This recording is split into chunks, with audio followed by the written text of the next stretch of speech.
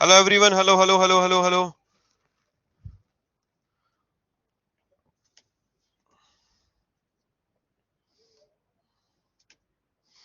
वैसे मैंने camera open किया, तुम लोगों के कैमरे क्यों नहीं दिख रहे?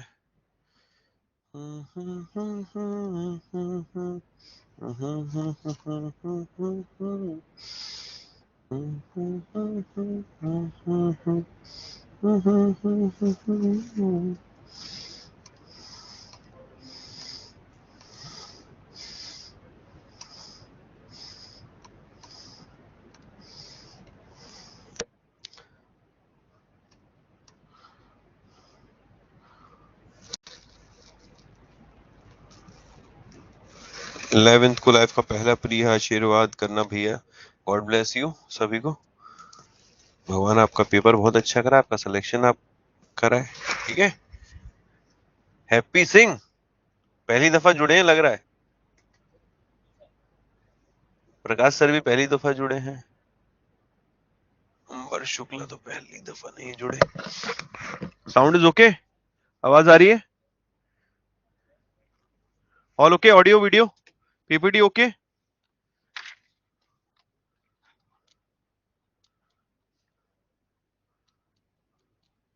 All okay. बैंकिंग टर्मिनोलॉजी में अभी तक हम लोगों ने जितना पढ़ा है उसमें किसी को कोई दिक्कत है? उसमें किसी को कोई दिक्कत है? Any doubt?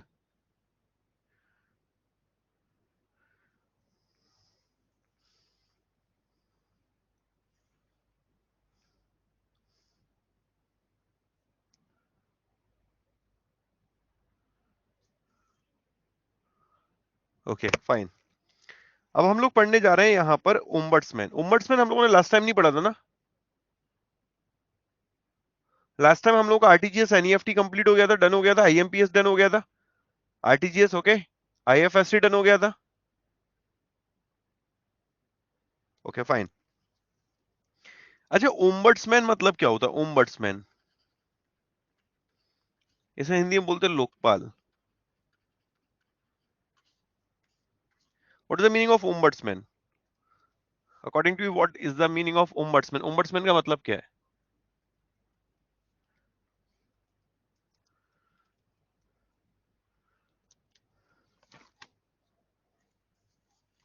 एक सेकेंड, 1 मिनट यार।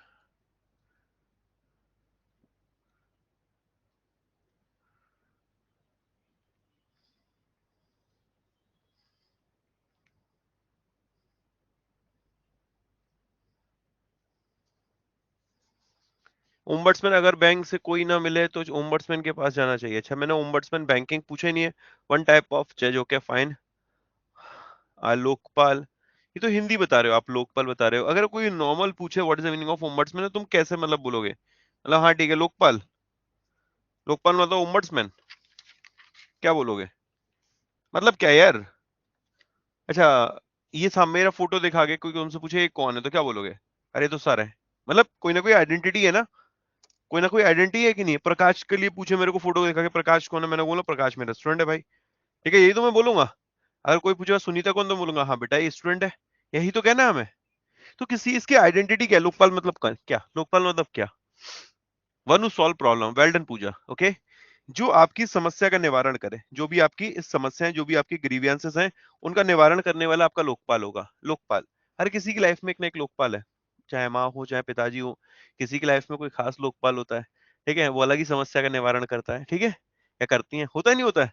अभिषेक भाई मुस्कुरा रहे हैं, उनको लग रहा है अरे भाई अपना लोकपाल तो कोई और है। मतलब हर किसी की लाइफ में कोई ना कोई लोकपाल तो है जो कि मतलब समस्या का निवारण करता है। हैप्पी भाई कह रहा है अरे सर जी ऐसी क्या बात कर दी, हमारी जिंदगी में तो बहुत लोकपाल है ना। अलग अलग लोकपाल चल रहे हैं। तो लोकपाल मतलब क्यों? One who solve your problem, okay, जो आपकी समस्या का निवारण कर दे। अगर बैंकिंग वर्ड लगा देंगे तो बैंकिंग लोकपाल, एनबीएफसी लगा देंगे तो एनबीएफसी लोकपाल। अगर हम लोग यहाँ पर डिजिटल वर्ड लगा देंगे तो डिजिटल लोकपाल, डिजिटल से रिलेटेड समस्याएं, एनबीएफ से रिलेटेड समस्याएं, बैंक से रिलेटेड समस्याएं। मतलब हर किसी के अलग अलग लोकपाल हैं। अगर यहाँ पर इंश्योरेंस लगा देंगे तो इंश्योरेंस से रिलेटेड जो समस्या दूर कर रहा है वो इंश्योरेंस ओम्बड्समैन है। ओके, समझ में आ रही कि नहीं बात आ रही? मतलब उसके जैसे हम लोग बोलते नहीं कि this is a vegetable market, okay, this is a fruit market, okay, this is a beer market, wine market. मतलब कि स्पेसिफिक वो किसी पर्पस के लिए मार्केट है, वहां पर उसकी ट्रेडिंग हो रही है। ओके। और उसी तरीके से लोकपाल मतलब क्या है, जो कि समस्या का निवारण कर रहा हो। समस्या मतलब बैंकिंग से रिलेटेड समस्या तो बैंकिंग लोकपाल, इंश्योरेंस से रिलेटेड समस्या तो insurance Lokpal, okay, insurance ombudsman, digital से रिलेटेड, डिजिटल ट्रांजेक्शन रिलेटेड तो डिजिटल ओम्बड्समैन, या फिर यूं कहें एनबीएफसी रिलेटेड समस्या तो एनबीएफसी ओम्बड्समैन। ये बात क्लियर है? Official who investigate complaint, okay, बहुत बढ़िया। कोई दिक्कत? अभी तक क्या था कि तीन लोकपाल होते थे, बैंकिंग ओम्बड्समैन, एनबीएफसी ओम्बड्समैन, इस बार एसबीआई का क्वेश्चन था, डिजिटल ओम्बड्समैन। इन तीनों को अब एक कर दिया गया है, इन तीनों को इंटीग्रेटेड ओम्बड्समैन स्कीम आ गई इसकी जगह पे, इंटीग्रेटेड ओम्बड्समैन स्कीम। ये याद है, किसी ने पढ़ा है पहले? पढ़ा हुआ ही वाला इंटीग्रेटेड ओम्बड्समैन स्कीम? महर्षि पढ़ा हुआ तूने? महर्षि का शिमला विमला में बैठ के पढ़ रहा है क्या? ओढ़ आड़ के बिल्कुल है, ठंड लग रही है ज्यादा? बर्फ बर्फ गिर रही क्या है? अच्छा। अब यहां पर हम लोग ना पहले ये तीनों पढ़ेंगे, समझना। हम तीनों पहले पढ़ेंगे, बैंकिंग ओम्बड्समैन क्या, एनबीएफसी ओम्बड्समैन क्या है, और फिर ये डिजिटल ओम्बड्समैन क्या है। उसके बाद चीजें आसान हो जाएंगी। अगर मैं डायरेक्ट इंटीग्रेटेड ओम्बड्समैन स्कीम पढ़ाऊंगा, आई थिंक सो आपके समझ में एक बार में आने वाला है। कहोगे सर ये क्या था, इसमें पहले क्या था और अब क्या है। हम लोग सबसे पहले क्या पढ़ने वाले हैं यहाँ पर? Banking ombudsman, NBFC ombudsman, digital ombudsman. तो बैंकिंग ओम्बड्समैन से आते हैं, फिर मैं अपडेटेड आपको पढ़ाऊंगा ये वाली इंटीग्रेटेड। सबसे पहले आते हैं बैंकिंग ओम्बड्समैन, जो कि पुरानी वाली थी। बैंकिंग ओम्बड्समैन क्या, जरा से पढ़िए, फटाफट पढ़िए।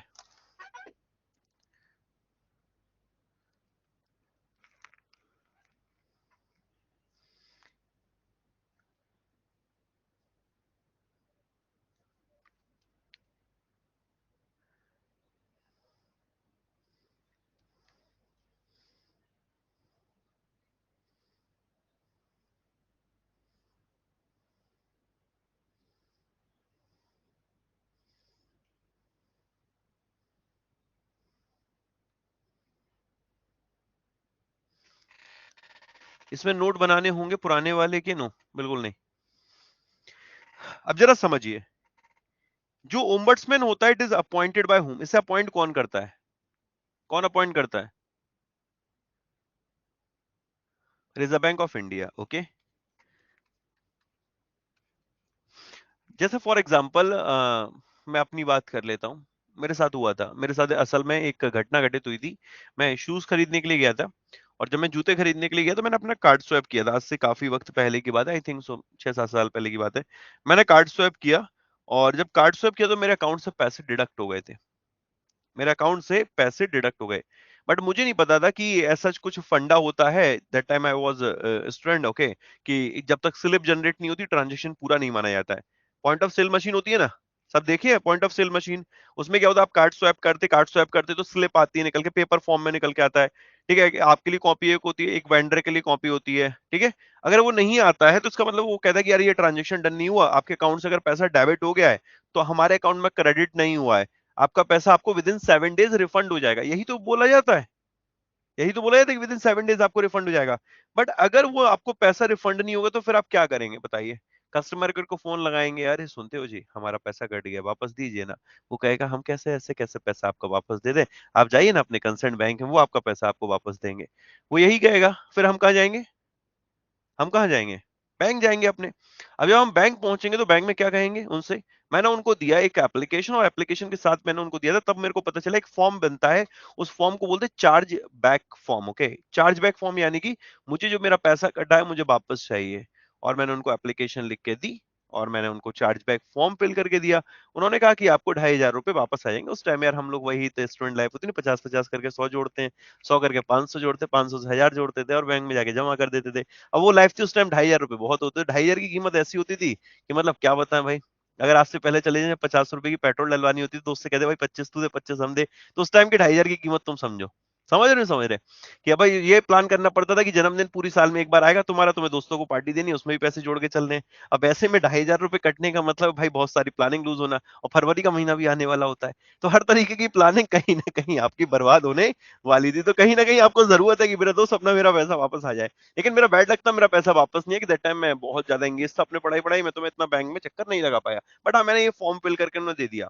तो मैंने जब उनको फॉर्म फिल करके दिया तो मैं जब उनसे बैंकर बाबू से बार बार मिलता था जाके, 2-3 बार, 2-3 दफा मैं मिला हूंगा, तो उन्होंने मेरे से कहा कि देखिए सर, आपकी ये स्टेटमेंट है, हमारी तरफ कोई पैसा नहीं कटा है, वहां उस बंदी का मैंने करंट अकाउंट स्टेटस चेक करा है, मैंने सोचू मैंने उसका करंट अकाउंट स्टेटस तक चेक करा लिया क्योंकि वो नोन था। तो मैंने कहा भाई कटा पैसा देना मेरा वापस, तो कोई मेरे समझ में नहीं आ रहा हो क्या रहा हो क्या रहा हो क्या रहा है। फिर मैं बैंकिंग ओम्बड्समैन की वेबसाइट पे गया, मैं इतना पढ़ा लिखा नहीं था उस टाइम पे, मतलब इतना अवेयर नहीं था, नॉट पढ़ा लिखा, उस टाइम में इतना अवेयर नहीं था कि 8 साल पहले कि भाई हाँ मेरे को पता होना कि कैसे करना है। फिर भी मैंने बैंकिंग ओम्बड्समैन की वेबसाइट पे गया, भर भरा दिया, बट मैं उसको आगे रिव्यू नहीं कर पाया। तो मैं डायरेक्ट बैंकिंग ओम्बड्समैन के पास गया था क्या इतनी स्टोरी में? मैं डायरेक्ट बैंकिंग ओम्बड्समैन के पास गया था क्या महर्षि? अबे स्टोरी सोच क्या रहा है? मैं डायरेक्ट बैंकिंग ओम्बड्समैन के पास गया था क्या? पहले कहाँ गया था? बैंक में ना। पहले मैं बैंक में गया, एक application the. You even can't directly approach to the banking ombudsman. First, you have to go to your bank.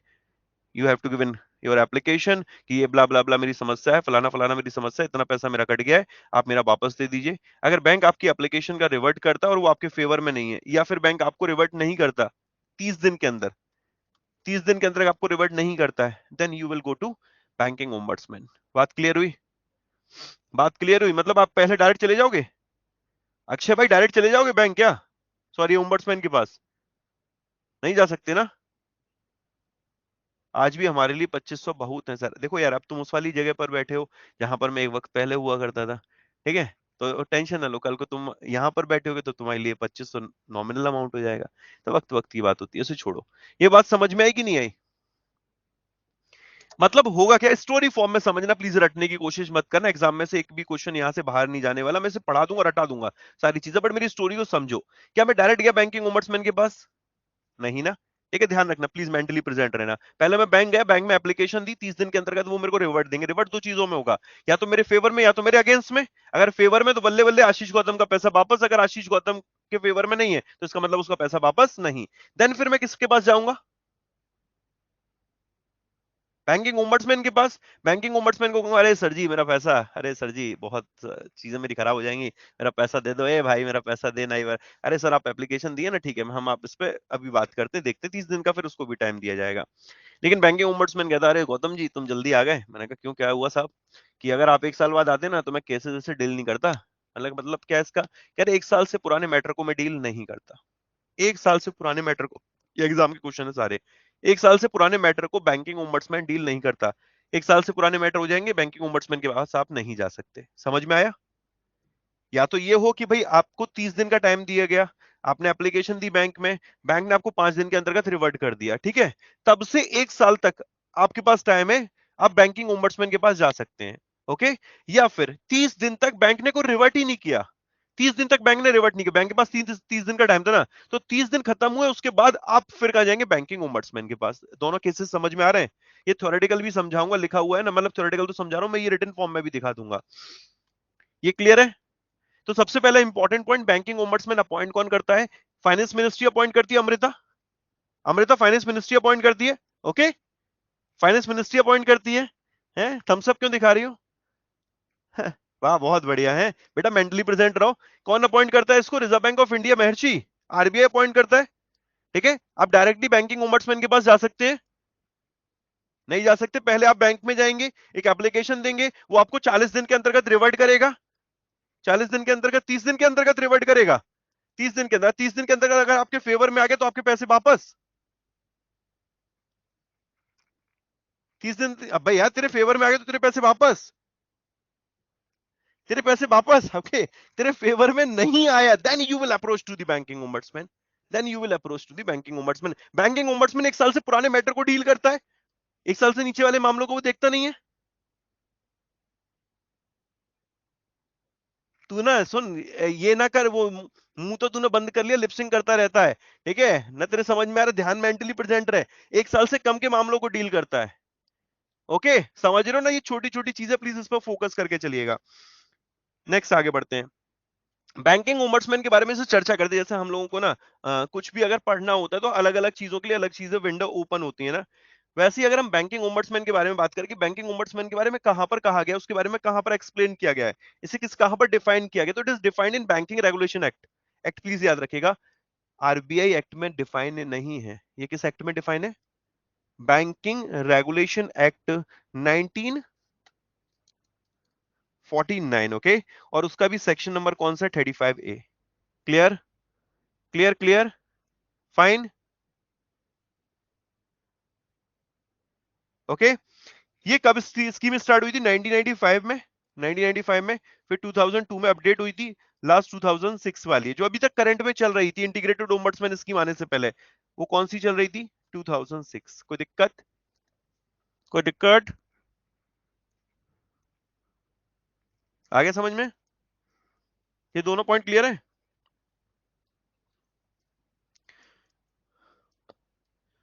Done. चलिए नेक्स्ट आगे। अभी तक 22 बैंकिंग ओम्बड्समैन थे। अभी तक हम माने इंटीग्रेटेड ओम्बड्समैन स्कीम नहीं आया है, हम मानकर चल रहे हैं। अभी हम कह रहे हैं बैंकिंग ओम्बड्समैन ही चल रहा है। तो कितने बैंकिंग ओम्बड्समैन ऑफिसेस हैं टोटल मिलाकर? 22। अब देखो होता क्या है ना, 22 ओम्बड्समैन का मतलब ये है कि, अच्छा आप लोग आधार वाधार बनवाए हो कभी? आधार कार्ड वगैरह बनवाए हो? ऐसा नहीं होता ये वाले स्पेसिफिक एरिया के लिए ये है, स्पेसिफिक एरिया के लिए ये, स्पेसिफिक एरिया के लिए ये, ऐसा होता है ना? अरे भैया आप तो इस क्षेत्र के नहीं, आप उस क्षेत्र के, आप उस क्षेत्र में जाकर बनवाइए, यही तो होता है। तो वैसे ही कहीं ना कहीं ओम्बड्समैन ऑफिसेज बना दिए। अब इतने बड़े भारत में 22 ओम्बड्समैन ऑफिसेज हैं। यूपी के लिए एक है, एमपी के लिए एक है, राजस्थान के लिए एक है। अब दिल्ली के लिए भाई थोड़े ज्यादा हैं, ठीक है, वहां थोड़ी समस्याएं ज्यादा रहती हैं, कंप्लेंट ज्यादा रहती हैं। यूपी की तरफ जाएंगे तो अब एक दो सिटी ऐसे होंगे जहां पर ओम्बड्समैन ऑफिस ज्यादा हो सकते हैं। मतलब मैं एक एग्जांपल दे रहा हूं। तो टोटल मिलाकर कितने बैंकिंग ओम्बड्समैन थे?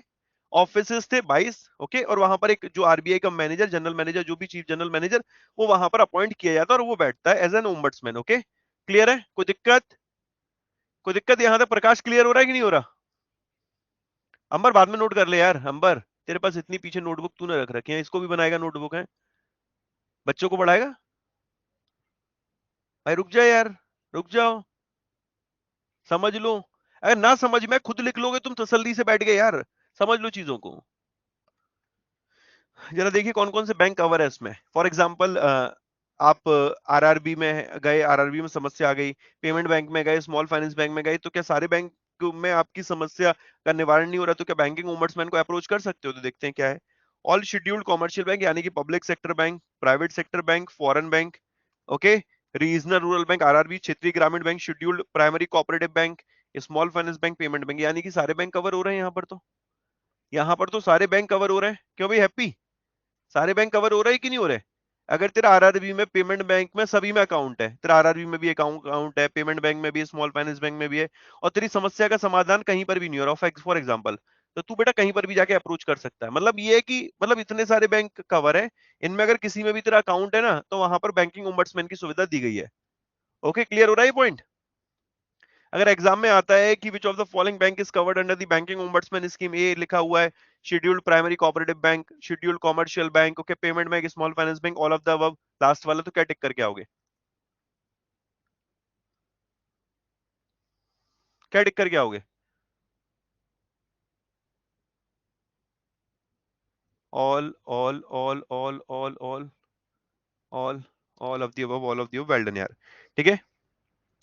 अब ये जो मैक्सिमम कंपनसेशन देता है ना, मैक्सिमम कंपनसेशन, ये 20 लाख रुपए तक का मैक्सिमम कंपनसेशन देता है। आशीष गौतम के कटे कितने पैसे थे? मेरा अमाउंट कितना कटा था भाई? मेरा अमाउंट कितना कटा था? अब देखो तो सही मेंटली कितने परसेंट है, याद है? कितना कटा था? हैप्पी, 50,000 कटा था, 2500 कटा था?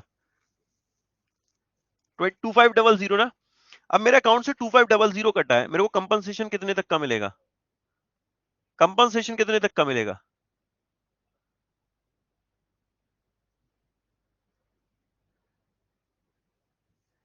एक आध 20 लाख वाला नहीं है क्या? 2500 का ही तो कंपनसेशन मिलेगा भाई। मैक्सिमम जितने का मेरे को लॉस हुआ उतने के तो कंपनसेशन मिलेगा, पूरा मिलेगा ना 2500 का मेरे को कंपनसेशन। ओके। अब यहां पर एक चीज बोलिए कि अगर आपका मेंटल हैरेसमेंट हुआ है, मेंटल एगोनी के केस में, मेंटल हैरेसमेंट के केस में, ओके, या आपके कोई एक्सपेंसेस है, उस केस में आपको एडिशनल कंपनसेशन और मिलेगा 1 लाख रुपए का। कितने का कंपनसेशन मिलेगा? एडिशनल 1 लाख रुपीज का। भैया आयो समझ में? ना आयो ये बता दो।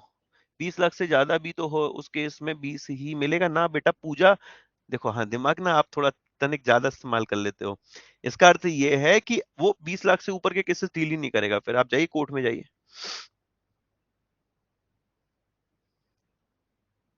क्लियर है गाइज?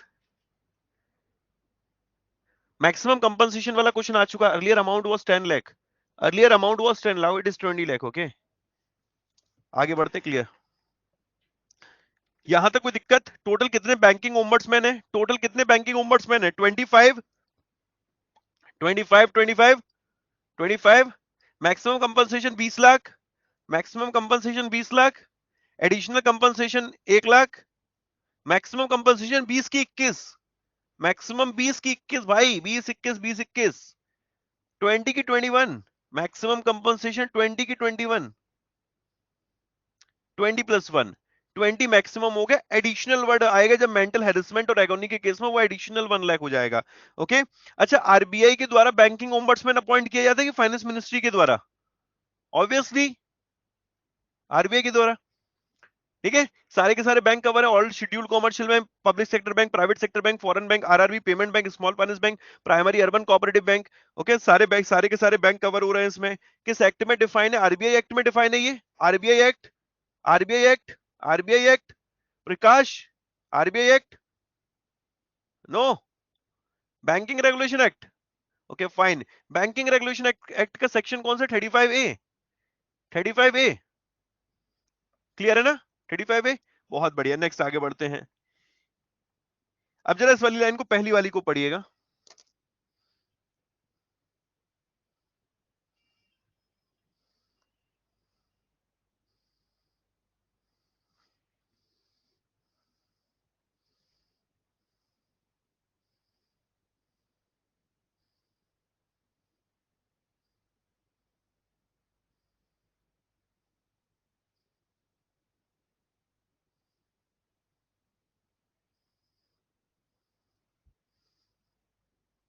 आगे समझ में?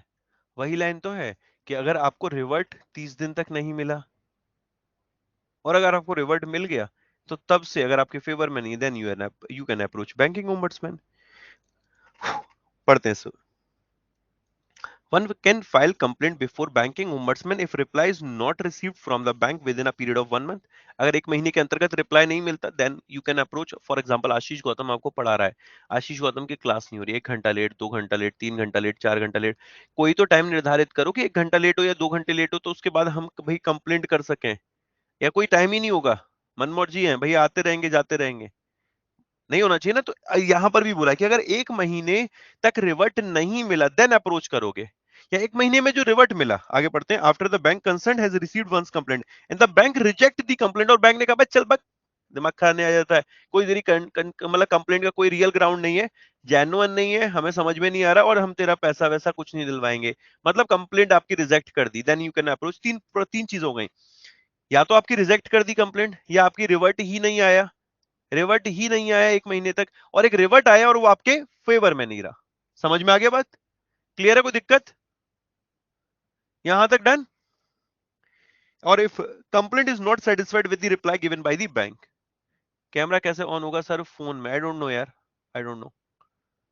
कैमरे से पूछो, महादेव ऑन हो जाइए, आरती वारती करिए उसकी, देखिए कैसे ऑफ है वो। Can compensation be claimed for mental agony और हैरेसमेंट? जरा पढ़िए से। 1 मंथ तक रिवर्ट नहीं आया, rejected application satisfied by solution. कैमरे पर क्लिक करो। अच्छा, वाह, स्टूडेंट स्टूडेंट, देखिए इन्होंने बहुत रिसर्च करके बताया कैसे कैमरा ओपन होगा। कैमरे पर क्लिक करो, ओके फाइन। अब मेंटल हेरेसमेंट और एगोनी के केस में अमाउंट कितना है? It is 1 lakh. Okay, banking ombudsman में अवार्ड, अवार्ड मतलब होता है यहाँ पर डिसीजन, या डिसीजन मतलब award. Okay, compensation not exceeding 1 lakh rupee to complaint for mental agony और हेरेसमेंट। किसी ने आपका मानसिक शोषण किया, या आपने ये प्रूव कर दिया कि मेरा मेंटल हेरेसमेंट हुआ है, okay, then you can claim 1 lakh rupees. समझ में आ गया? 20+1, कोई दिक्कत? Clear, clear, clear. नेक्स्ट आगे बढ़ते हैं। हिंदी वाले विद्यार्थी जरा एक बार प्लीज पढ़िएगा इसको, अगर आपको भी कोई समस्या है तो कृपया करके मुझे बताइए, अवगत कराइए, मैं आपकी समस्या का निवारण करने की कोशिश करूंगा।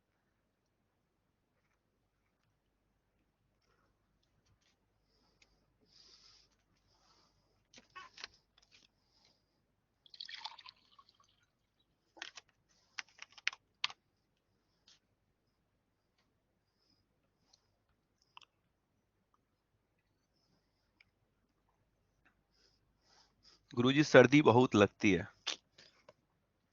बेटा गुरु हूं इसलिए जवाब नहीं दे पा रहे, नहीं तो उड़ा देता भी 2 मिनट में तेरे को।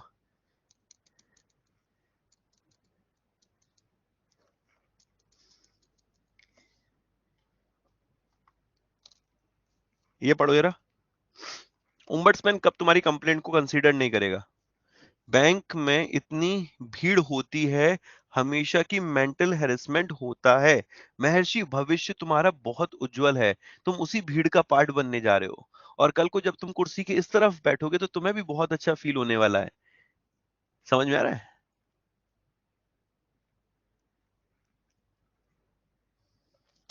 फाइन, अब जरा देखो, कब आपकी कंप्लेंट को कंसीडर नहीं किया जाएगा? One has not approach his bank for redressal of his grievance first. मतलब अगर आपने अपनी समस्या जो आपको आई, आप उसके लिए बैंक में गए नहीं, ओके, अब नहीं गए और आप बैंकिंग ओम्बड्समैन के पास चले गए, तो बैंकिंग ओम्बड्समैन क्या बोलेगा? भाई हम तुम्हारी एप्लीकेशन को कंसीडर नहीं करेंगे। पहले कहां जाओ? अपने कंसर्ट बैंक में जाओ, उनको एप्लीकेशन दो। अगर वो आप वहां पर अगर रिजॉल्व नहीं हो तो then you can approach to me, okay.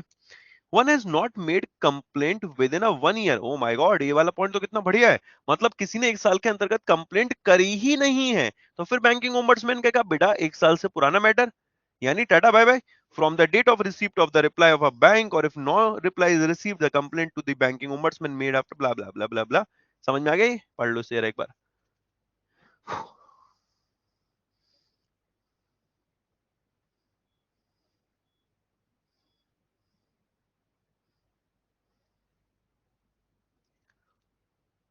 कोई दिक्कत?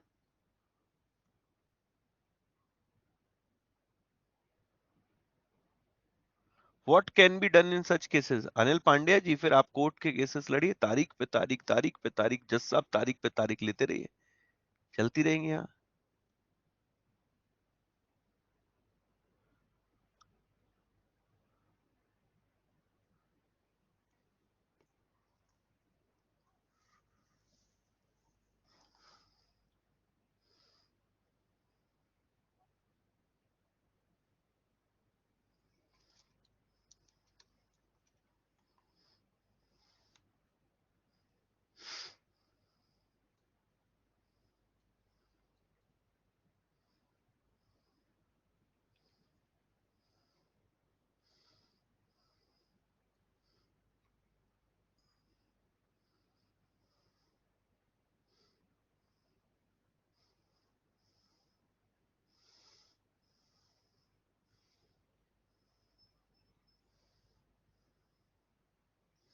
पहला वाला यहाँ पर लिखा है, what is the procedure for filing the complaint before the banking ombudsman?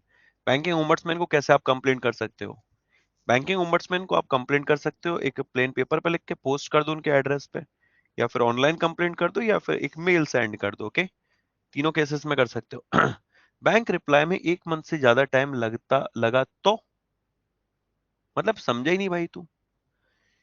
30 दिन हो गए, 30 दिन हो गए, 30 दिन के बाद तेरे को रिवर्ट नहीं मिला तो बैंकिंग ओम्बड्समैन के पास जाना, जाना, जाना। और अगर तुझे लगता है कि नहीं, बैंकिंग ओम्बड्समैन 30 दिन के बाद रिवर्ट नहीं दे रहा और वो 1-2 दिन में रिवर्ट देगा तो उससे सेटिस्फाइड हो जाएगा, तेरे को बैंकिंग ओम्बड्समैन जाने की जरूरत नहीं है, तो फिर क्यों जाएगा? क्यों जाएगा? क्यों जाएगा? और क्यों जाएगा? समझ में आया?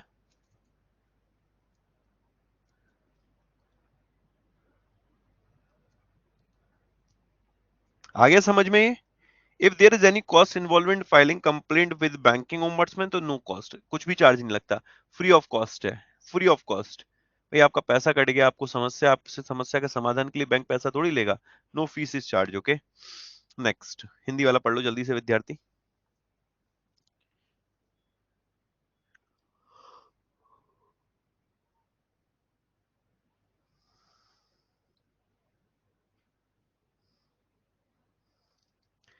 बैंक में कंप्लेंट की है उसके बाद 1 साल बाद तक ये जा सकता है क्या? बेटा ये पीछे कलर कौन सा है? हरा? तेरे को लाल दिख रहा है? ये कलर हरा कलर है ना? जब मैंने तेरे को बोल दिया कि 1 साल से पुराने मैटर डील नहीं करता, तो जबरदस्ती काय के लिए परेशान हो रहा है कि लाल है कि लाल है कि लाल है? हरा है ना, बात खत्म। जबरदस्ती फालतू का भौकाल।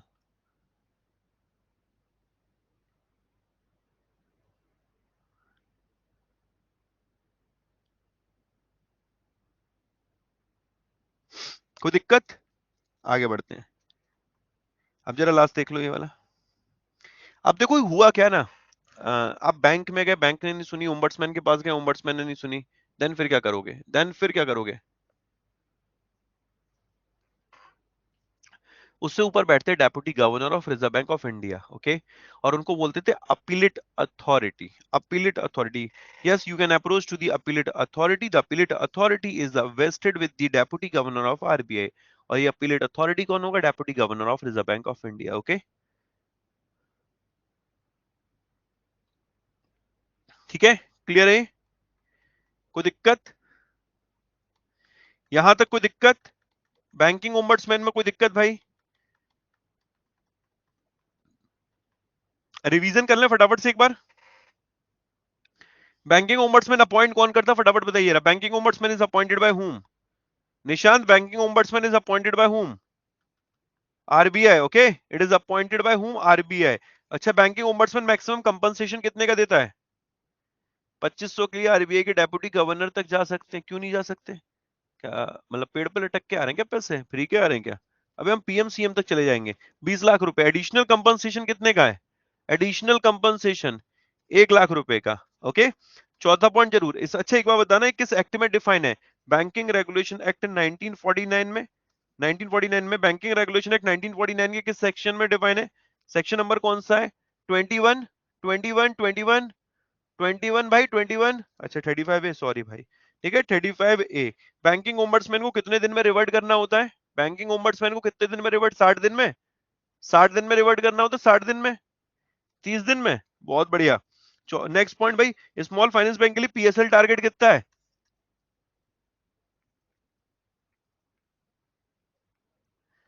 याद है, भूल गए?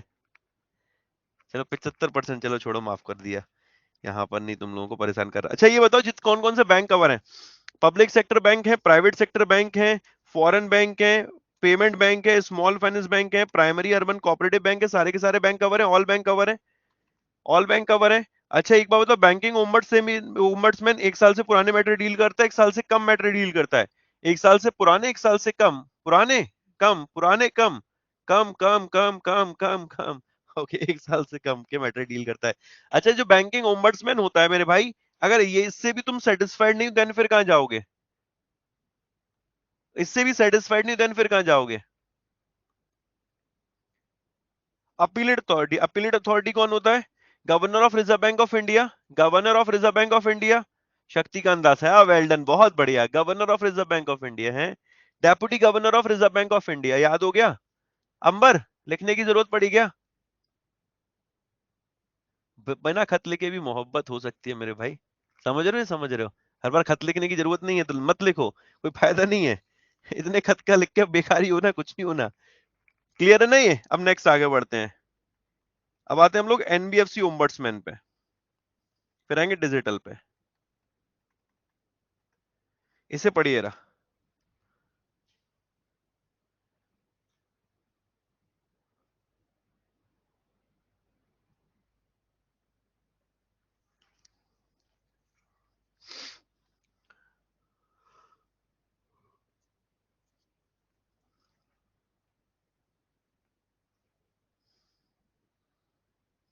सर बैंक के एम्प्लॉय बहुत इरिटेटेड रहते हैं, उसका कारण है पब्लिक डीलिंग।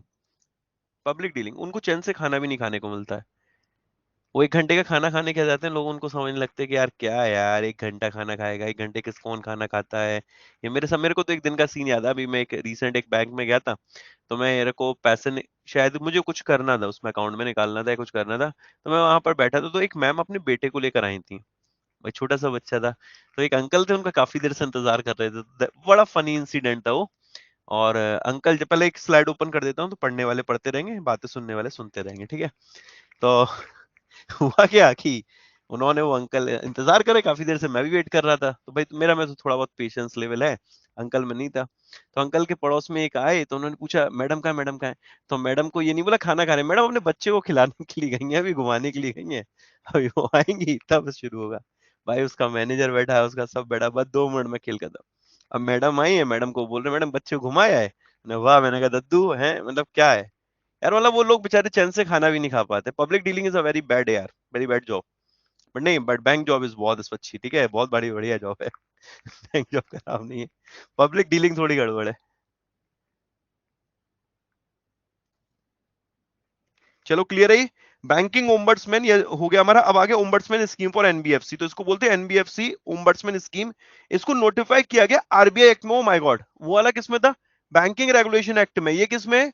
आरबीआई एक्ट 1934 में। और आरबीआई एक्ट 1934 के सेक्शन कौन सा है?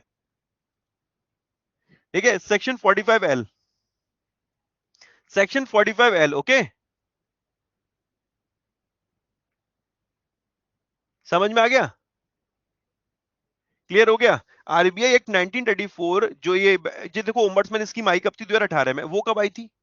बैंकिंग ओम्बड्समैन कब आई थी भाई? ब्राइट लर्नर, बैंकिंग ओम्बड्समैन कब आई थी भाई?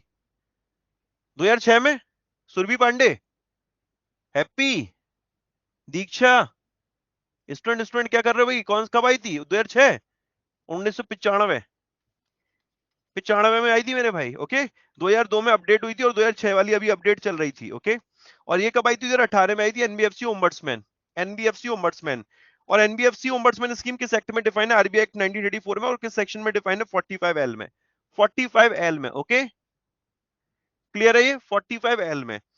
अब जो ये एनबीएफसी ओम्बड्समैन है, ये भी सीनियर ऑफिशियल होगा। इसको भी कौन अपॉइंट करेगा? सबका पापा एक आरबीआई। इसको भी कौन अपॉइंट कर रहा है? Reserve Bank of India, okay. इसके 4 ऑफिसेस थे, दिल्ली, मुंबई, चेन्नई, कोलकाता। उसके कितने थे? बैंकिंग ओम्बड्समैन के कितने ऑफिसेस थे? 25, 25, 22, 22, ओके। और इसके कितने? 4, दिल्ली, मुंबई, चेन्नई, कोलकाता। दिल्ली, मुंबई, चेन्नई, कोलकाता। क्लियर? अब यहां पर सेम लिखा है, फॉर रिड्रेसल ऑफ ग्रीवियंस, समस्याओं के निवारण के लिए जो कंप्लेनेंट होगा, जिसने भी समस्या, जिसको समस्या होगी, वो पहले अप्रोच कहां पर करेगा? कंसर्न एनबीएफसी में। सेम यहां पर भी है। आप डायरेक्ट जाकर एनबीएफसी ओम्बड्समैन नहीं जाएंगे, कहां जाएंगे? अपनी एनबीएफसी में जाएंगे। अरे सुनो ना एनबीएफसी, हमारे को ना ये समस्या, प्लीज रिप्लाई करो ना, हमारा रिवर्ट करो ना, हमारी समस्या का निवारण करो ना। अब उन्होंने कहा हम नहीं करेंगे, हम नहीं करेंगे, then you can approach to the NBFC ombudsman, okay. वही सेम 1 साल से पुराने मैटर को ये भी डील नहीं करेगा। क्लियर हो गया? क्लियर हो गया? यहां पर इसको पढ़ लो एक बार। कुछ नहीं है इसमें, सेम बिल्कुल एक दूसरे का बिल्कुल मिरर है यार। ये मिरर के सामने खड़े हुए हैं, बस वहां पर 22 ऑफिस है, यहाँ पर 4 है। वो बैंकिंग रेगुलेशन एक्ट में डिफाइन है, ये आरबीआई एक्ट में डिफाइन है। वो सेक्शन नंबर 35A में है, ये सेक्शन नंबर 45L में। एल में है ना? 45L, हाँ फाइन। क्लियर है ना दोस्त? इसको भी आरबीआई अपॉइंट कर रहा है, उसको भी आरबीआई अपॉइंट कर रहा है। दोनों के केस में ये कि डायरेक्ट इन दोनों के पास आप नहीं जा सकते, आपको पहले अपने अपने बैंक में एनबीएफसी में जाना पड़ेगा। अगर उनसे रिवर्ट नहीं मिला, then you can approach to the banking ombudsman and NBFC ombudsman. Clear है? तेज पढ़ा रहा हूं क्या? जल्दी पढ़ा रहा हूं क्या? समझ में नहीं आ रहा? समझ में नहीं आ रहा? वो समझ में नहीं आ रहा मुझे, तुम ये जो कर रहे हो हाँ, क्लियर है? डन? चलो फाइन। अब जरा देखो, ये भी पैसे नहीं चार्ज कर रहा। अरे भैया, उसने भी नहीं चार्ज करे, इसने भी नहीं चार्ज करे, सब फ्री में है। भैया अपनी तो लॉटरी खुल गई। NBFC ombudsman does not charge any fee. ये भी फ्री में, फ्री फ्री, मुफ्त, बिल्कुल मुफ्त। ठीक है। कंपनसेशन अमाउंट यहां पर 10 लाख का है। यहाँ कंपनसेशन अमाउंट कितना है? 10 लाख का। वहां पर कितना था? 20 लाख का। वहां 20 लाख का था, यहाँ 10 लाख का है। अमृता कंफ्यूजन में हो बेटा? है क्या? 20 था कि नहीं था? यूं करूं कि यूं करूं? है, वहां 20 था, यहाँ पर 10 है ना? वहां 20 था, यहाँ पर 10 है। यहाँ पर भी इन्होंने बोला कि अगर मेंटल एगोनी और हेरिसमेंट का केस है तो एडिशनल कितना मिलेगा? 1 लाख रुपए। वहां पर 20+1 था, यहाँ 10+1 है। वहां पर 20+1 था, यहाँ 10+1 है। आ रहा है ना समझ में? क्लियर है? नेक्स्ट आगे, इस वाली एक जरा पेज को पढ़ लो। 2 प्रकार की एनबीएफसी होती है, deposit taking, non deposit taking. ये पढ़ा चुका हूं ना, deposit taking, non deposit taking.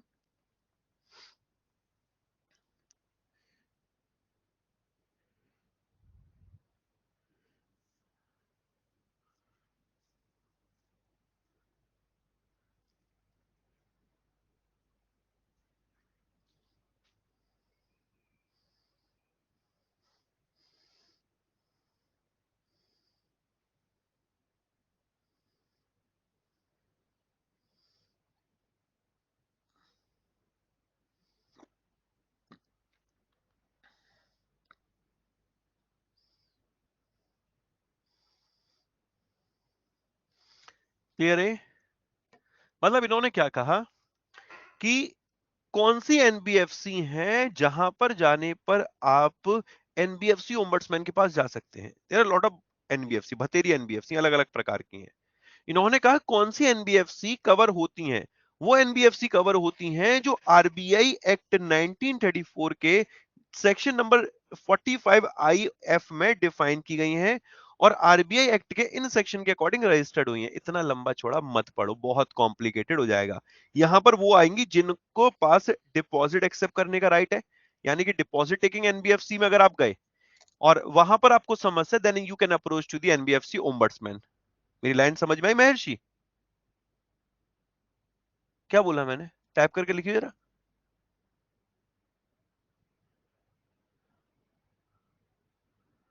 बाकी लोगों के बात समझ में आई मैंने क्या बोली? मैंने ये कहा कि आप कौन से एनबीएफसी में, ऊपर वाली लाइन पढ़ो, ओम्बड्समैन स्कीम फॉर एनबीएफसी, ठीक है? ये ओम्बड्समैन स्कीम फॉर एनबीएफसी किन एनबीएफसी पे लागू होती है? उन पर जो कि डिपॉजिट टेकिंग एनबीएफसी हैं, जो कि डिपॉजिट टेकिंग एनबीएफसी, जहां पर जाकर आप पैसा जमा कर सकते हो। अब क्लियर हुआ? ओके। आगे बोला है जिनकी ऑथोराइज कैपिटल 1 बिलियन रुपी यानी कि 100 करोड़, जिनकी ऑथोराइज कैपिटल कितनी है, जिनकी जो कैपिटल है, जो असेट साइज है, ऑथोराइज हटा दो, जिनका असेट साइज है, जिनकी संपत्ति, जिनकी जो कैपिटल है वो कितनी 100 करोड़ है, वहां पर ये इन्होंने कहा कि वो एनबीएफसी कवर है जहां पर आप जाकर डिपॉजिट कर सकते हैं, और वो एनबीएफसी जिनका असेट साइज 100 करोड़ का है वो एलिजिबल होती है एनबीएफसी ओम्बड्समैन के लिए। अगर इससे कम है, एलिजिबल नहीं है, वहां का कस्टमर एनबीएफसी ओम्बड्समैन को अप्रोच नहीं कर सकता है। ओके। और आगे बोला स्कीम शुरुआत में कवर करती थी एनबीएफसी जिनकी डिपॉजिट एक्सेप्ट करते थे। ओके, ग्रेजुअली क्या किया गया इसको अदर आइडेंटिफाइड एनबीएफसी, मतलब अभी तक ये डिपॉजिट टेकिंग के लिए था, अब ये नॉन डिपॉजिट टेकिंग के लिए भी है, मतलब दोनों के लिए। समझ में आया? अभी तक डिपॉजिट टेकिंग के लिए था, अब ये नॉन डिपॉजिट टेकिंग के लिए भी आगे कर दिया। अप्रैल 2019 से आरबीआई ने एनबीएफसी ओम्बड्समैन स्कीम को नॉन डिपॉजिट को भी कवर कर दिया। एक एक स्टेप चल रहा था, शुरुआत में बता तो नहीं समझ में आता, लेकिन अब आई होप क्लियर होगा। Earlier for deposit taking, now for both deposit और नॉन डिपॉजिट। क्लियर? कोई दिक्कत? कोई दिक्कत? डन?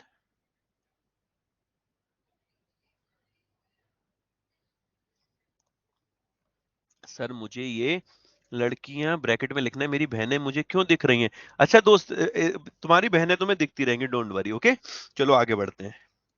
नेक्स्ट, अब आते हैं डिजिटल ओम्बड्समैन पे। ये आपका एग्जाम का क्वेश्चन रहा था अभी रिसेंटली, इसे पढ़ो।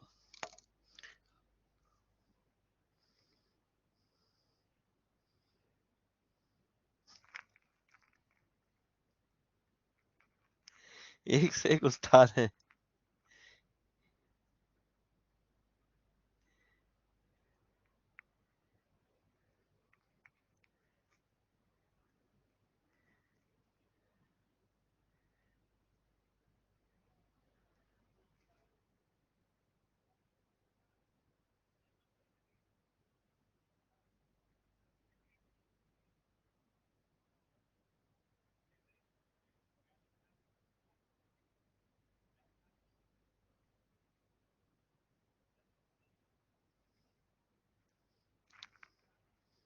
Sandeep, this will not be a part of your examination, okay? You should focus on Ashish Gautam and content. You have paid for this, बाकी रादर देन अदर चीजों के लिए नहीं तूने पे किया है। Don't be distracted, okay? ये तो फिर सुनेगा तू बैठ के मेरे से। Don't distract.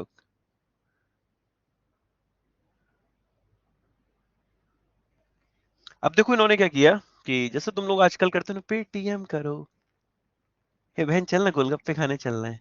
हाँ ना, हाँ, चल खाने चलना है। चल 20 रुपए के गोलगप्पे खाए। अब उसने कहा भैया कितने रुपए हुए? 20 रुपए हुए। अब हम लोग मोमोज खाने के लिए गए, उसने पूछा बेटा कितने रुपए? हमने कहा 50 रुपए हुए। अब उन्होंने कहा कि कैश, कि हमने कहा लो कैश। अब कैश उनके उनको एक्सेप्ट करने वाला वो पंगा था कि कैश नहीं करेंगे, नहीं करेंगे। हमने क्या फिर क्या, गूगल पे कर दिया। होता नहीं होता? गूगल पे, गूगल पे कर दिया, पेटीएम कर दिया, अमेजोन पे कर दिया। आजकल तो ज्यादा ये चल रहा है, 10 रुपए का भी खाया गूगल पे कर दो। ठीक है, अकाउंट बड़े लोग हैं ना भाई, हम नॉर्मल बात नहीं करते, ठीक है? अकाउंट से डील करते हैं। अब जब किया अकाउंट से, तो हुआ क्या कि ट्रांजेक्शन जब कर रहे थे, अपना पासवर्ड डाला XYZ, ओके, और जब उसके बाद क्या हुआ, ट्रांजेक्शन हमारा फेल हो गया और पैसा कट गया। अब पैसा कैसे वापस आएगा? 50 रुपए की बात है तो चलो ठीक है, महर्षि हुआ, हम वो झेल जाएंगे। बात 100 रुपए की होती, फिर कैसे भाई इतना बड़ा अमाउंट? नहीं झेल सकते ना। तो उसके लिए फिर क्या किया जाए, तो डिजिटल ट्रांजैक्शन के लिए भी यहाँ पर चीजें लेकर आई, और वो आया यहाँ पर डिजिटल ओम्बड्समैन। और ये डिजिटल ओम्बड्समैन डील कहाँ से करेगा, उन्हीं 22 ऑफिस से जो कि बैंकिंग ओम्बड्समैन वाले हैं। ओके, क्लियर है। तो scheme was launch under section 18। यार ये स्कीम किस सेक्शन में डिफाइन की गई है, तीनों सेक्शन पता होने चाहिए। आरबीआई एक्ट 1934 का 45L कहता है NBFC ombudsman. Okay, banking regulation act 1949 का 35A बात करता है बैंकिंग ओम्बड्समैन की। और ये जो है ना, पेमेंट एंड सेटलमेंट एक्ट 2007 का सेक्शन नंबर 18 बात करता है बैंकिंग ओम्बड्समैन स्कीम जो है डिजिटल ट्रांजेक्शन के लिए उनके बारे में। ओके, ये free of cost provide cost free expeditious complaint redressal mechanism blah blah blah blah blah. Okay, in digital transaction conducted through the non bank entities regulated by RBI. अब ऐसी non bank entities जो कि regulated by RBI उनके द्वारा transaction और उसके इसके लिए है। नहीं सर, आप गलत समझ रहे हो, मैं सिर्फ ये पूछना चाह रहा हूँ कि इतने सारे वीडियो क्यों नहीं दिख रहे हैं। अरे भाई मान जा यार, मान जा भाई, मुझे नहीं पता यार, मैं इतना टेक्निकल सी साउंड नहीं हूँ, ठीक है। मैंने अभी अभी नया नया पढ़ाना सीखा है भाई, मुझे नहीं पता। ठीक है, अब पढ़ ले चुपचाप से। खून पी लिया तूने यार। मुझे क्यों दिख रहा है, मुझे क्यों दिख रहा है, मुझे क्यों दिख रहा है, जो सोचते हैं वही दिखता है, ठीक है। मुझे कुछ भी नहीं दिख रहा इस टाइम पे, तो मैं कुछ नहीं सोच रहा। तू जो सोचेगा, तू भगवान सोचेगा तो भगवान देखेंगे, सोच भगवान सोच मेरे भाई, ठीक है, जो सोचेगा वो देखेगा। अब आगे देख, complaint relating to digital transaction conducted through bank will continue to be handle. देखो, अगर बैंक के द्वारा डिजिटल ट्रांजेक्शन की जा रही है, उससे रिलेटेड समस्या बैंकिंग ओम्बड्समैन। लेकिन यहां पर वो समस्या आएंगी जो कि नॉन बैंक एंटिटीज के द्वारा जो की जा रही है, जो कि आरबीआई के द्वारा रेगुलेट की जा रही है। क्लियर हो रहा है, क्लियर है। नेक्स्ट आगे, offices of ombudsman for digital transaction will functional from existing 22 office. Okay, simple है। और ये जो स्कीम आई थी जनवरी 31 2019 से आई थी, कोई दिक्कत। एग्जाम्पल सर, ये पेटीएम, गूगल पे, और क्या एग्जाम्पल यही है, फोन पे, amazon पे, कोई नया आ गया पे, कोई दिक्कत। क्लियर है। अब आते इंटीग्रेटेड, अब इन तीनों को हटा दिया गया, तीनों खत्म। सोचो 1 घंटा हम लोगों ने ना उस चीज पे वेस्ट कर दिया जो कि खत्म है। ओके, लेकिन इन तीनों को अब इंटीग्रेट करके एक नई स्कीम लेकर आई गई है जिसका नाम है रिजर्व बैंक इंटीग्रेटेड स्कीम। ठीक है। अब जैसे एक बात छोटी सी समझो, कि अभी तो चलो मॉल का जमाना है और हम लोग एक ही छत के नीचे सारी चीजें खरीद लेते हैं। अब जैसे फॉर एग्जांपल मेरे को शूज खरीदने होते थे तो मैं शू मार्केट जाता था। मुझे ब्लेजर खरीदना है तो मैं कपड़े के लिए कपड़े वाले की दुकान पे जा रहा हूँ। आगरा रहते थे तो चले जाते थे मेरे भाई बिजली घर वगैरह, वहां से खरीद लेते, ठीक है। और नहीं तो नॉर्मल, अब वही वही चले गए जूते लेने के लिए। अब आपको अलग अलग दुकान पे जाना है। इसका एग्जांपल एक तरीके से समझ लो कि स्कूल के लिए जब हम लोग नए नए जुलाई का महीना आता था तो बुक्स भी लेनी है, ड्रेस भी लेनी है, सारी चीजें लेनी है, तो कभी यूं पापा इधर जाना, पापा उधर जाना है, वही है। हम मतलब कितनी सारी चीजें शॉपिंग करते थे। अब सोचो यार, पापा को स्कूटर इधर भी लेके भागना पड़ रहा है, उधर भी लेकर भागना पड़ रहा है। अब क्या हुआ कि सारी चीजें एक ही छत के नीचे मिलने लग जाएंगी तो कितना फायदा होगा ना, पापा को स्कूटर लेके एक ही जगह जाना पड़ेगा, हमको बिठाल के, और हम एक ही बार में सारी चीजें खरीद लेंगे। होगा कि नहीं होगा, होगा कि नहीं होगा मेरे भाई। तो आरबीआई ने कहा कि भाई चलो ठीक है, स्कूटर एक ही जगह भेजते हैं, इंटीग्रेटेड ओम्बड्समैन स्कीम कर देते हैं। ये जब समस्या ही है आपकी, तो समस्या का निवारण करने वाला भी क्यों ना एक होना चाहिए। Rather than banking ombudsman insurance, rather than, तीन को मर्ज किया गया है। अभी जो एग्जाम का क्वेश्चन था वो ये था कि बैंकिंग ओम्बड्समैन, एनबीएफसी ओम्बड्समैन के अलावा इनमें से ऑप्शन में से कौन सा ऐसा है जो कि इंटीग्रेटेड ओम्बड्समैन स्कीम का पार्ट बनेगा, या तीनों में मतलब तीसरा ऐसा कौन सा है। ओके, तो ये था डिजिटल ओम्बड्समैन, ये एग्जाम का क्वेश्चन था। पिछले वॉरियर में भी मैंने पढ़ाया था ये। अब इन तीनों को मर्ज कर दिया गया है, इन तीनों को खत्म कर दिया गया, इसकी जगह पर आ गई है इंटीग्रेटेड ओम्बड्समैन स्कीम। बजाय अब आप अलग अलग भागे, अब आप एक जगह जाएंगे। क्लियर हो रहा है। लास्ट वाला दोनों एक्ट में डिफरेंस क्या है, कंफ्यूजन हो गया मतलब, आई डोंट नो, समझ में नहीं आया मेरे। मयंक मित्तल सिंह नहीं पढ़ाया था। मयंक, मुंह छोड़वा दूंगा अगर ऐसा बोल दिया तूने, ठीक है। 6 7 8 में पढ़ा है मैंने, ठीक है। हाँ नहीं तो जनवरी के बाद से जितने ओम्बड्समैन आए ना उनमें पढ़ा है। अब इसको पढ़ जरा, अपडेट वाले को अब पढ़ो इसे। 5 मिनट का टाइम दूंगा, पढ़ो इसे। महर्षि वाले, तू कैसे बैठता है सेशन में कैमरे के सामने, वो विराट कोहली की वाइफ का नाम क्या है? अनुष्का शर्मा। उसका एक फोटो बहुत वायरल होता है, वो ऐसा करके बैठी हुई होती नहीं है, ऐसे करके। तू तू लिटरली मेरे को वैसे लगता है उस वाले सीन जैसा, बीच में जब तू ऐसे बैठ जाता है, कैमरे को यहाँ रखा कर, इतना सामने रखा कर। वो वाला फील आता है। दीपिका वो नहीं बैठती है, अनुष्का शर्मा। मैं बुरा तो नहीं लग रहा? अब भाई की बात का बुरा मत मानियो यार, तेरी स्माइल बहुत प्यारी है। ये क्लियर हो गया, लाइन पढ़ ली वाली? ये पढ़ ली लाइन, डन। नेक्स्ट आगे।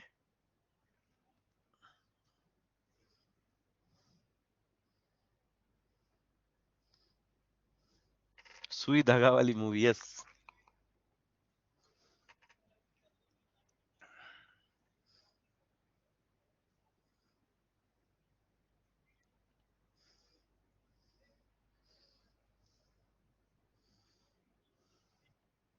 डन हो जाए ना तो लिखते चलना प्लीज।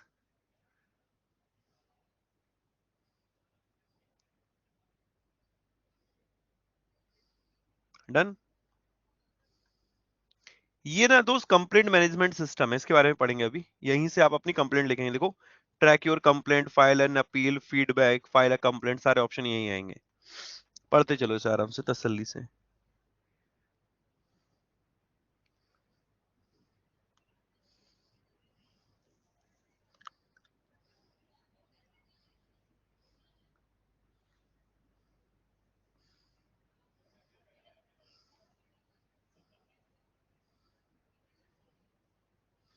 यार ओमिक्रॉन वायरस काफी फैल रहा है, आप लोग अपना ध्यान रखिए भाई, थोड़ा सीरियस लीजिएगा इसको।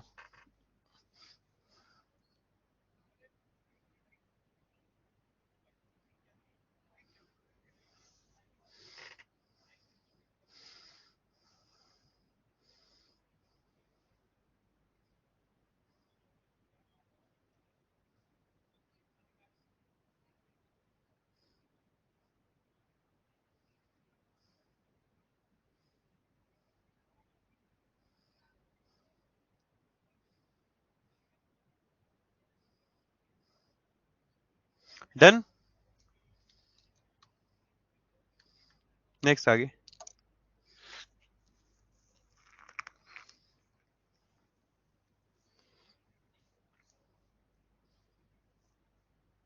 अब आप लोगों को डिकोड करना आना चाहिए यार।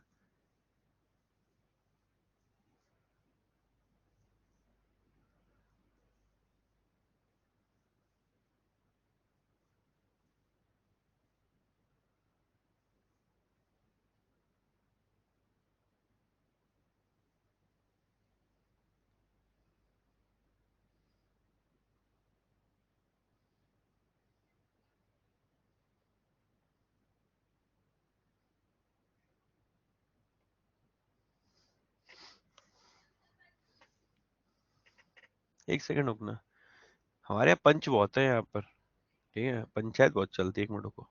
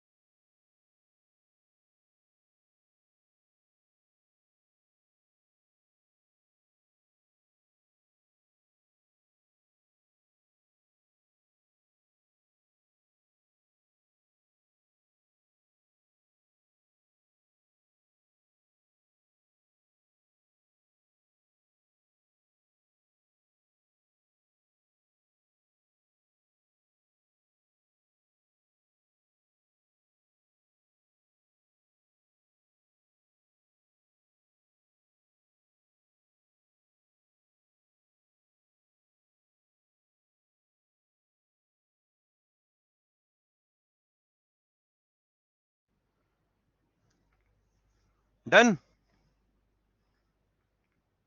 प्रकाश समझ में आ रहा? ब्राइट, हैप्पी, समझ में आ रहा नहीं आ रहा? अब तो कुछ है ही नहीं ना, इंटीग्रेट कर दिया तीनों को एक ही जगह, एक ही छत के। अंबर भाई, क्लियर हो रहा है? सुरभि दीदी क्लियर हो रहा है? फाइन ना? चलो ओके, देखो ये तीनों चीजें मैंने लिख दी यहाँ पर सेक्शन 45L में डिफाइन है। अच्छा अब देखो यहां से लेके चलो, ombudsman scheme for digital transaction, no no no गलत आ गया, तो इसका ये वाला है सेक्शन 18, ये रहा payment and settlement system act, इसके तहत ombudsman scheme for digital transaction. Okay 45L में ombudsman scheme for NBFC and section 35A में बैंकिंग ओम्बड्समैन स्कीम 2006, यही डिफाइन है, इन तीनों को इंटीग्रेट कर दिया गया है। अब इसके अलावा देखो एक लाइन और इन्होंने बोली, मुझे सिर्फ ये समझा दी, इन एडिशन टू इंटीग्रेट, अब तुम भूल जाना पिछला जो है सब भूल जाओ, बैंकिंग काट दो, एनबीएफसी काट दो, डिजिटल ट्रांजेक्शन काट दो, तुम्हें कुछ भी नहीं पढ़ना, कुछ भी। अब तुम्हें क्या करना है, in addition to integrating three existing scheme, इन तीनों एग्जिस्टिंग स्कीम के अलावा, scheme also include non scheduled primary cooperative bank, मतलब अभी तक शेड्यूल्ड इंक्लूड हो रहे थे, यहां पर कौन से इंक्लूड किए गए? Non scheduled primary cooperative bank, वो जिनका डिपॉजिट साइज 50 करोड़ या उससे अबव है, एंड अबव है, समझ में आया? ये बता रहा हूं, ये एग्जाम का क्वेश्चन है ये वाला आपका। इन एडिशन टू, इन तीनों को एक साथ लाने के अलावा जो स्कीम कवर करती है वो किसको कवर करेगी? Non scheduled primary cooperative bank को, जिनका डिपॉजिट साइज 50 करोड़ या उससे ज्यादा है। ओके, ओम्बड्समैन स्कीम के तहत जो अपीलेट बॉडी है यहां पर बदल चुकी है, जो अपीलेट बॉडी होगी ना उसका नाम जो होगा वो मैं पढ़ाऊंगा। अब मैं शुरू से तुम्हें बताता हूं एक एक करके लाइन, ठीक है, डिकोड करते हैं। Reserve Bank integrated ombudsman scheme 2021 scheme का नाम है, इसे honourable prime minister Narendra Modi ji के द्वारा वर्चुअली लॉन्च किया गया था। किसने लॉन्च किया इसको? राजनाथ सिंह ने लॉन्च किया। क्लियर है? क्लियर है? क्लियर है? क्लियर है? किसने किया है? महेंद्र सिंह धोनी ने, सॉरी, नरेंद्र मोदी जी ने। क्लियर है?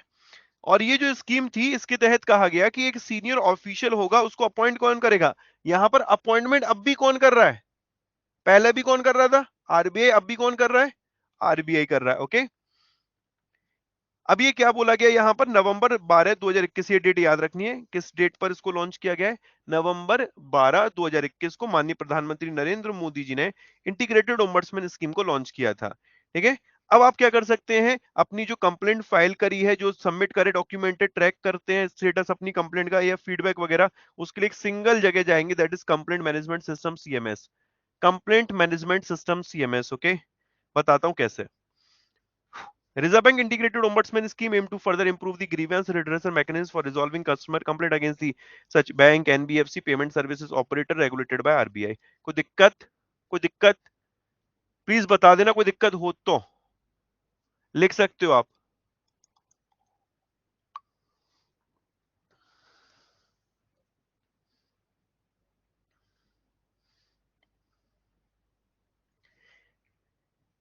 उसने कहा कि जो reserve Bank integrated ombudsman scheme है उसका उद्देश्य यह है कि समस्याओं का निवारण करना, कस्टमर की कंप्लेंट का निवारण करना। ऐसी समस्याएं जो bank, NBFC, payment service operator जो आरबीआई के द्वारा रेगुलेट की जा रहे हैं, उन एंटिटीज के अगेंस्ट में है।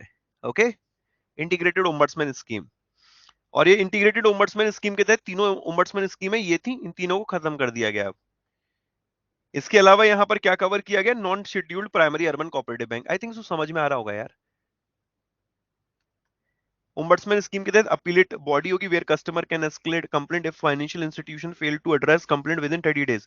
वही सेम मैटर है, बैंक में गए, एनबीएफसी में गए, उन्होंने 30 दिन के अंतर्गत अगर रिवर्ट नहीं किया, देन फिर देन फिर इंटीग्रेटेड ओम्बड्समैन स्कीम के पास जाओगे। Even when customer are not satisfied with the resolution offered, अगर आप या तो 30 दिन में रिवर्ट नहीं आए, आप उसके रिजोल्यूशन से, उसके रिप्लाई से, रिवर्ट से आप सेटिस्फाइड नहीं, then you can approach to ombudsman. Okay, clear है? How will this scheme work? Central theme रहेगी इस स्कीम की one nation one ombudsman, one nation one ombudsman. Clear है? वन नेशन वन ओम्बड्समैन, एक देश एक ombudsman. Executive Director in charge of Consumer Education and Protection Department of RBI would be Appellate Authority। तब कौन था? ए बाबा, तब कौन था? Appellate Authority। तब कौन था Appellate Authority? Deputy governor of Reserve Bank of India. Now appellate authority जो है executive director in charge of consumer education and protection department of RBI. Okay, एक पोर्टल होगा सीएमएस, एक सिंगल पोर्टल होगा, email के एक होगा, ईमेल एड्रेस एक होगा, एक एड्रेस होगा, ठीक है, जहां पर आप अपनी कंप्लेंट कर सकते हैं।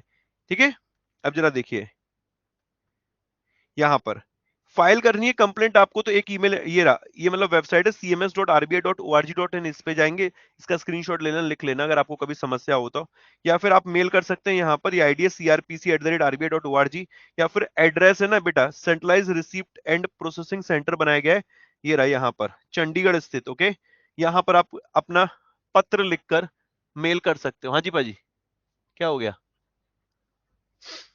If you wish to send your complaint in physical you can address it. Okay, clear है? तीनों चीजें पता चल गई? फोन नंबर चाहिए? नंबर भी है यहाँ पर देखो, a contact centre with toll free number, ये रहा, इससे भी बात कर सकते हो तुम लोग। ओके, यहाँ पर 1 डबल 448, सुबह 9:30 बजे से शाम को 5:15 तक ओपन रहेगा। कोई दिक्कत? अब तो मैंने देखो तुम्हें ऐसे सिखा दिया कि कल को अगर तुम्हारा मामला भी फंस रहा है तो तुम मेल करने के लिए भी मेल एड्रेस है तुम्हारे पास, पत्र लिख के भेजने के लिए भी है। ओके, कॉल पे भी बात कर लो उनसे, लाइक अ कॉल सेंटर। और बाकी दोस्त आपको मेल करना है, मेल है, वेबसाइट पे जाकर भी आप, जैसे सीएमएस है वेबसाइट के लिए, सीएमएस है, ये जो हम लोगों ने शुरू में पढ़ा था नहीं था, ये रहा सीएमएस, यहाँ पर जाके आप अपनी फाइल करोगे कंप्लेंट। आज ट्राई करना सीएमएस ओपन करना, ये लिखना .org वाला सीएमएस, जाकर यूं ही बस, जब तक फाइनल सबमिट ना हो तब तक तो चले ही जाना। भरने में क्या जा रहा है, कौन हमें देख रहा है, तो हम भर लेंगे तो हमें समझ में आ जाएगा क्या होता है, तो प्रैक्टिकल और देख लोगे तो बेटा समझ में आ जाएगा, मजा आ जाएगा। ठीक है, क्लियर है?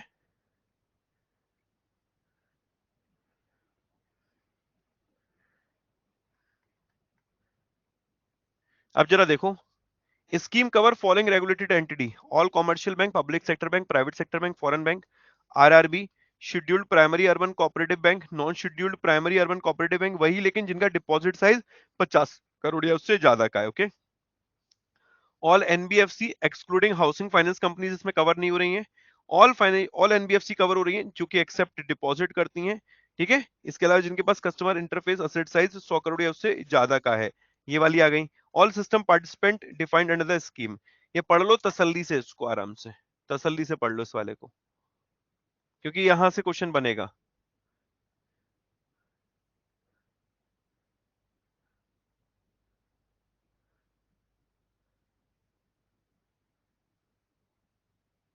आपके 2500 की कंप्लेंट लिखवाए सर, ना रहने दो उसको, अब मैं इतने बड़े अमाउंट को डील नहीं करता।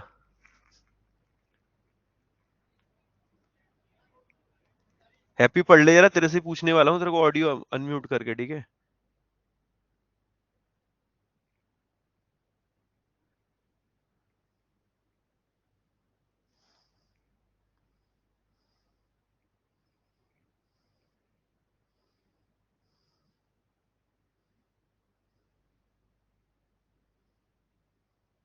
एग्जाम में पिछला आ सकता है क्या?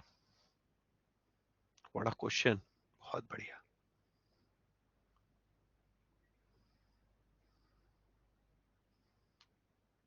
नया वाला पढ़ो, पुराना मैंने इसलिए पढ़ा है कि तुम्हें समझ में आ जाए। अब मुझे तुम्हें एक्सप्लेन नहीं करना पड़ रहा, तुम्हें पता है तीनों क्या थे और तीनों मर्ज होने के बाद अब क्या है, सब कवर है। नॉन जो प्राइमरी, ये वाली लाइन तो मुझे लगता नहीं कोई दिक्कत हुई होगी, इस वाली लाइन में, ये मैं पहले पढ़ा भी चुका हूँ। इस वाले में ऑल एनबीएफसी आ गई हैं अब, हाउसिंग फाइनेंस कंपनीज को छोड़कर। ठीक है, ऐसी एनबीएफसी जो डिपॉजिट एक्सेप्ट कर रही है, जिनका customer interface asset size 100 crore या उससे ज्यादा का है, उनको यहाँ पर रखा गया है। ठीक है, जो डिपॉजिट एक्सेप्ट कर रही है और 100 करोड़ या उससे ज्यादा का, उनको रखा गया है यहाँ पर। नेक्स्ट आगे, scheme will come into force from November 12 2021। ठीक है, fine. One nation one ombudsman हो गई, ये वाला पढ़ लिया हम लोगों ने। अपॉइंटमेंट एंड टेनर क्या रहेगा, 3 साल का अपॉइंटमेंट किया जाएगा, वन और मोर। ओ माय गॉड, यहाँ पर एक और इंटरेस्टिंग चीज है, ओम्बड्समैन के अलावा यहाँ पर एक और वर्ड आ गया, deputy ombudsman. Audited balance sheet मतलब होता है, सुरभि पांडे, आप कॉमर्स से हैं कि साइंस से हैं? आप कौन से विद्यार्थी हैं? आप वाणिज्य के हैं कि विज्ञान के विद्यार्थी हैं? विज्ञान के है ना, विज्ञान। हाँ, असल में क्या होता है, एक होती है बैलेंस शीट असेट और लायबिलिटी की, कि आपकी संपत्ति कितनी है, आपके दायित्व कितने हैं, तो उस बैलेंस शीट को ऑडिट कराया जाता है। जैसा हमारी भी बैलेंस शीट है, हमारी भी होती है, आशीष गौतम की कंपनी की भी बैलेंस शीट ऑडिट होती है, तो जो मेरी बैलेंस शीट पीएनएल बन रहा है उसको ऑडिट कराएंगे, ऑडिट होने के बाद मेरी जो असेट साइज आ रही है उसका ऑडिट मतलब हो गया जांच, सिंपल शब्दों में। जो असेट साइज पता चला उसके लिए बोला 100 crore as per updated audited balance sheet. Okay, ठीक है। अब यहां पर क्या है कि जो ओम्बड्समैन और डेप्यूटी ओम्बड्समैन आरबीआई के द्वारा अपॉइंट किया जाएगा एक या एक से ज्यादा को, तो उनके लिए बोला है कि उनका टेनर जो रहेगा वो 3 साल से ज्यादा का नहीं रहेगा, not exceeding 3 years at a time, एक बार में 3 साल से ज्यादा का नहीं होगा। क्लियर है? कोई दिक्कत? 3 साल के लिए मैक्सिमम अपॉइंट किए जाएंगे। Centralised receipt and processing centre एक बनाया गया है चंडीगढ़ में, ये भी क्लियर हो गया ना। Reserve Bank shall establish a centralized receipt and processing center at any place as may be decided by it to receive the complaint filed under the scheme and process them। समझ में आ गया? Complaint receive करने के लिए क्या बनाया जाएगा? एक centralise receipt and processing centre. Grievance redress mechanism means grievance समस्या, ओके, रिड्रेस मींस निवारण, और मैकेनिज्म मीन तंत्र, समस्या निवारण तंत्र। ओके, दिस इज एग्जैक्टली इसको बोलते हैं हम लोग integrated ombudsman scheme is what guys? Exactly grievance redressal mechanism, समस्या के निवारण करने का एक तरीका। कोई दिक्कत? कंप्लेंट जो हो सकती है, कोई दिक्कत हो रहा है ये बताओ यार, कोई दिक्कत हो रहा है? नहीं हो रहा, fine. Power and function ombudsman deputy ombudsman shall consider, इसे पढ़ लो एक बार और। यहां पर भी देखो 20 लाख है, ये लाजू 20 लाख देख, 20 लाख सेम, 20 लाख, और 1 लाख फॉर किसके लिए? कंप्लेंट इन केस आपने कोई एक्सपेंस अकर्ड किया है, हैरेसमेंट हुआ, mental agony suffered by the complainant, 20+1।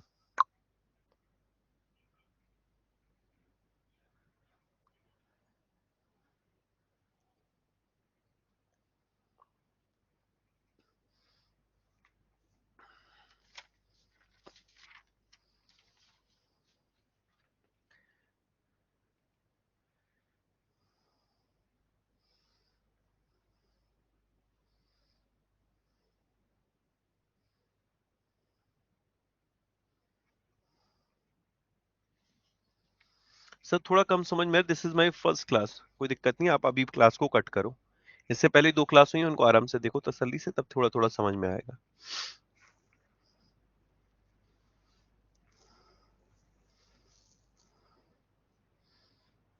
ये तो क्लियर है यार, अमाउंट लिखा हुआ, तुम्हें इतना देर पढ़ने में लगती है क्या?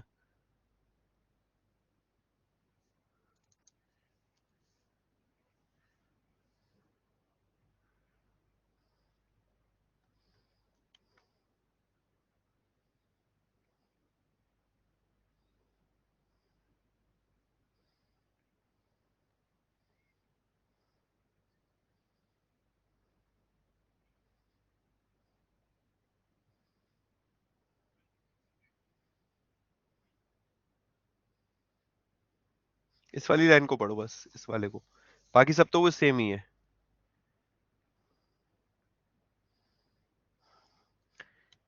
यहाँ बोला there is no limit on the amount of dispute that can be brought before ombudsman, ombudsman के सामने कोई भी आ सकती है, अमाउंट मैटर नहीं कर रहा, बट ओम्बड्समैन जो करेगा ना, जो लॉस जो देगा, वो उसके पास पावर सिर्फ कंपनसेशन 20 लाख रुपए देने तक का है, ये है। पहली वाली लाइन तो तुम लोग समझ गए होगे।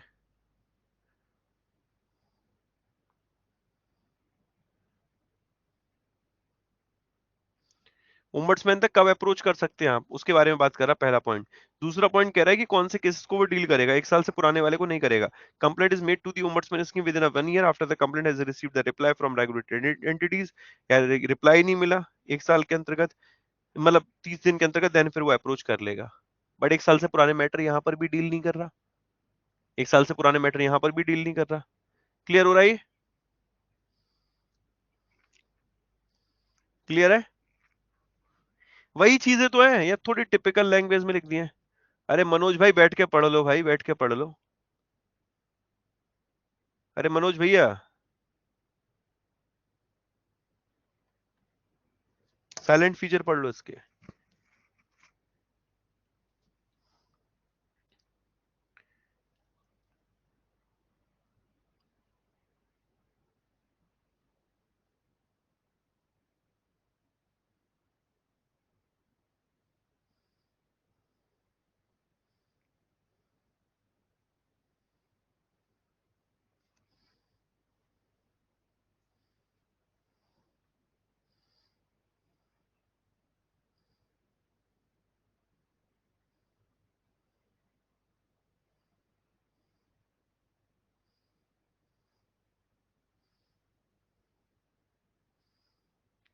अनुभव फिर आप जाओ ना, कोर्ट वगैरह में लड़ो ना केस।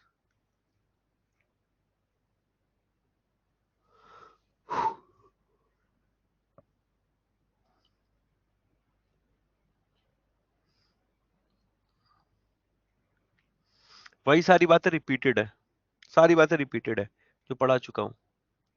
क्यों अंबर भाई, सारी बातें रिपीटेड ही लग रही है ना?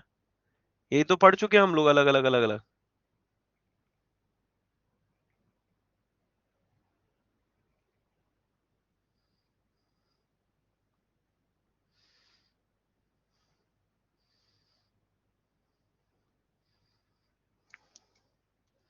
डन। अब जरा देखो, इस स्कीम को मैं फिर दोबारा से थोड़ा और पढ़ाऊंगा, क्योंकि मुझे थोड़ी सी इस पे आर एन डी और करनी है। आर एन डी मुझे इस बारे में करनी है कि क्या चीजें और इसमें और डिफरेंट हुई हैं। ओके। ओके।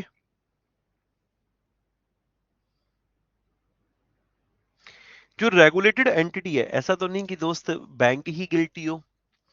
अगर रेगुलेटेड एंटिटी यानी कि बैंक और एनबीएफसी या जो भी रेगुलेटेड एंटिटी है, अगर उसके अगेंस्ट में भी ओम्बड्समैन ने डिसीजन दे दिया, फॉर एग्जांपल हमें 2500 रुपए मेरे कटे, मेरे फेवर में उसने डिसीजन दे दिया, क्या अगेंस्ट में तो किसी के है ना, किसके अगेंस्ट में? बैंक अगेंस्ट में। तो बैंक के पास भी तो राइट है, regulated entity will have not the right to appeal in case where an award is issued by ombudsman again for not furnishing satisfactory and timely information document। किस case में bank regulated entity नहीं कर सकता? अगर उसने जो भी satisfactory और टाइमली इंफॉर्मेशन डॉक्यूमेंट नहीं फर्निश करे ओम्बड्समैन के सामने, उस केस में नहीं कर सकता। अगर कर दिए होते तो कोई दिक्कत नहीं है। क्लियर है ये? मैं तभी तो बोल रहा हूं, अभी मुझे से इंग्लिश में और कंटेंट देना है, हिंदी में कंटेंट प्रोवाइड कर दूंगा निशा दीदी, बिल्कुल कर दूंगा। ठीक है, ओम्बड्समैन स्कीम हिंदी में मैं दे दूंगा आपको। हिंदी में नोट्स मिल जाएंगे मेरे को, जितने भी नोट्स हिंदी में अवेलेबल करा सकता हूँ। मैंने बोला ना, 90% कंटेंट हिंदी इंग्लिश दोनों में, सिर्फ 10% कंटेंट जो भी नया नया आ रहा है अपडेटेड, वो आपका इंग्लिश में रहेगा। ठीक है, बट फिर भी मैं इसको तो हिंदी में दूंगा, डेफिनेटली दूंगा, क्योंकि ये टॉपिक बहुत बहुत बहुत ट्रिकी है, लैंग्वेज थोड़ी टफ है, तो हिंदी में मैं दे दूंगा, डोंट वरी। अब मुझे इतना बता दो, इंटीग्रेटेड ओम्बड्समैन स्कीम ये तीनों को मर्ज करके बनाई गई है, समझ में आ गई कि नहीं आ गई? पुराने वालों को भूल जाना, भूल जाना। ठीक है। एमडीआर क्लियर है, एनबीएफसी क्लियर है, एनबीएफसी ओम्बड्समैन क्लियर है, सीबीएस हटाओ, केवाईसी हटाओ, टाइप्स ऑफ बैंकिंग हटाओ, इनको नहीं पढ़ना अपने को। एनपीसीआई क्लियर है, एनपीसीआई में रुपए क्लियर है, भीम क्लियर है। ये हम लोगों ने भीम नहीं पढ़ा था ना अभी, रुपए पढ़ लिया था, अब भीम पढ़ते हैं, इसे पढ़ो।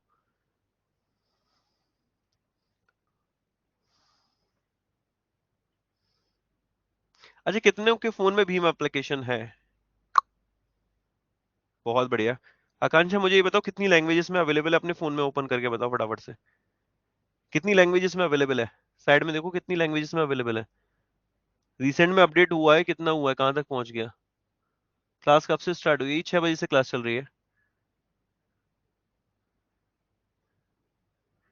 सोनम कर लो, बैंकिंग अवेयरनेस से कोई दिक्कत नहीं होने वाली।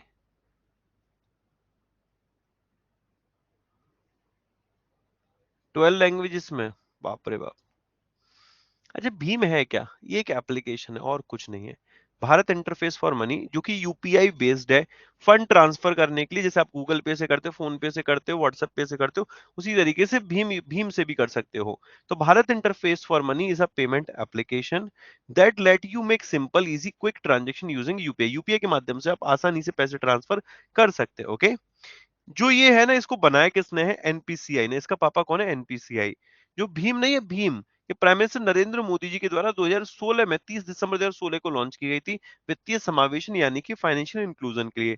भीम ऐप अभी वर्तमान में कितनी भाषाओं में अवेलेबल है, इंग्लिश को भी शामिल करते हुए? 20 लैंग्वेजेस में। आकांक्षा 20 है कि 20 से बढ़ गया? नहीं पता? उसमें देखो एप्लीकेशन का ऑप्शन नहीं आया साइड में, एप्लीकेशन में लैंग्वेज का ऑप्शन नहीं आया। Let me check. तुम लोग यार क्या कर रहे हो, है मेरी बेइज्जती करा रहे हो। रास्ते में किसी ने पूछ लिया कहाँ से पढ़ते हो, आशीष गौतम से पढ़ते हो, अच्छा दो चार चीजें बताना, मत बताना मेरी बेइज्जती हो जाएगी है। ये एप्लीकेशन ही नहीं है क्या मेरे में भी? थी तो सही। एक सेकंड। किसी के में है कि नहीं है? इसलिए मैं बोल रहा हूँ, उसका रीजन है। होता क्या है ना, समटाइम वेबसाइट पे अपडेट नहीं हुआ लेकिन लैंग्वेजेस वहां अपडेट हो गई हैं। आप एक बार जरूर चेक करके जाना एग्जाम से पहले भीम एप्लीकेशन को, बहुत इंपॉर्टेंट है। भीम की लैंग्वेजेस जरूर चेक करके जाना, कितनी लैंग्वेजेस में, अगर एग्जाम में जाते हो तो। ठीक है, फाउंडेशन बैच चल रहा है। यूपीआई पढ़ लिया था, अब एईपीएस पढ़ते हैं। अब मैं तुम्हें दिखाऊंगा आधार से आधा कैसा पैसे ट्रांसफर होते हैं। पढ़ो इसको।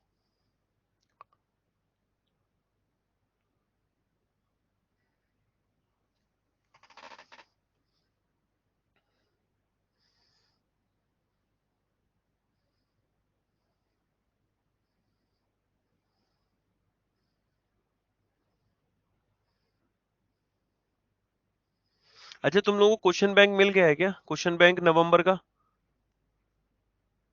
टेलीग्राम ग्रुप में चले जाना, आशीष गौतम जीए गुरु के नाम से मैंने नवंबर की फाइल डाल दी है। और अक्टूबर पे काम करना, अक्टूबर कल तक मिल जाएगी। यूपीआई सुरभि पांडे हो गया, प्रीवियस क्लास में देखना।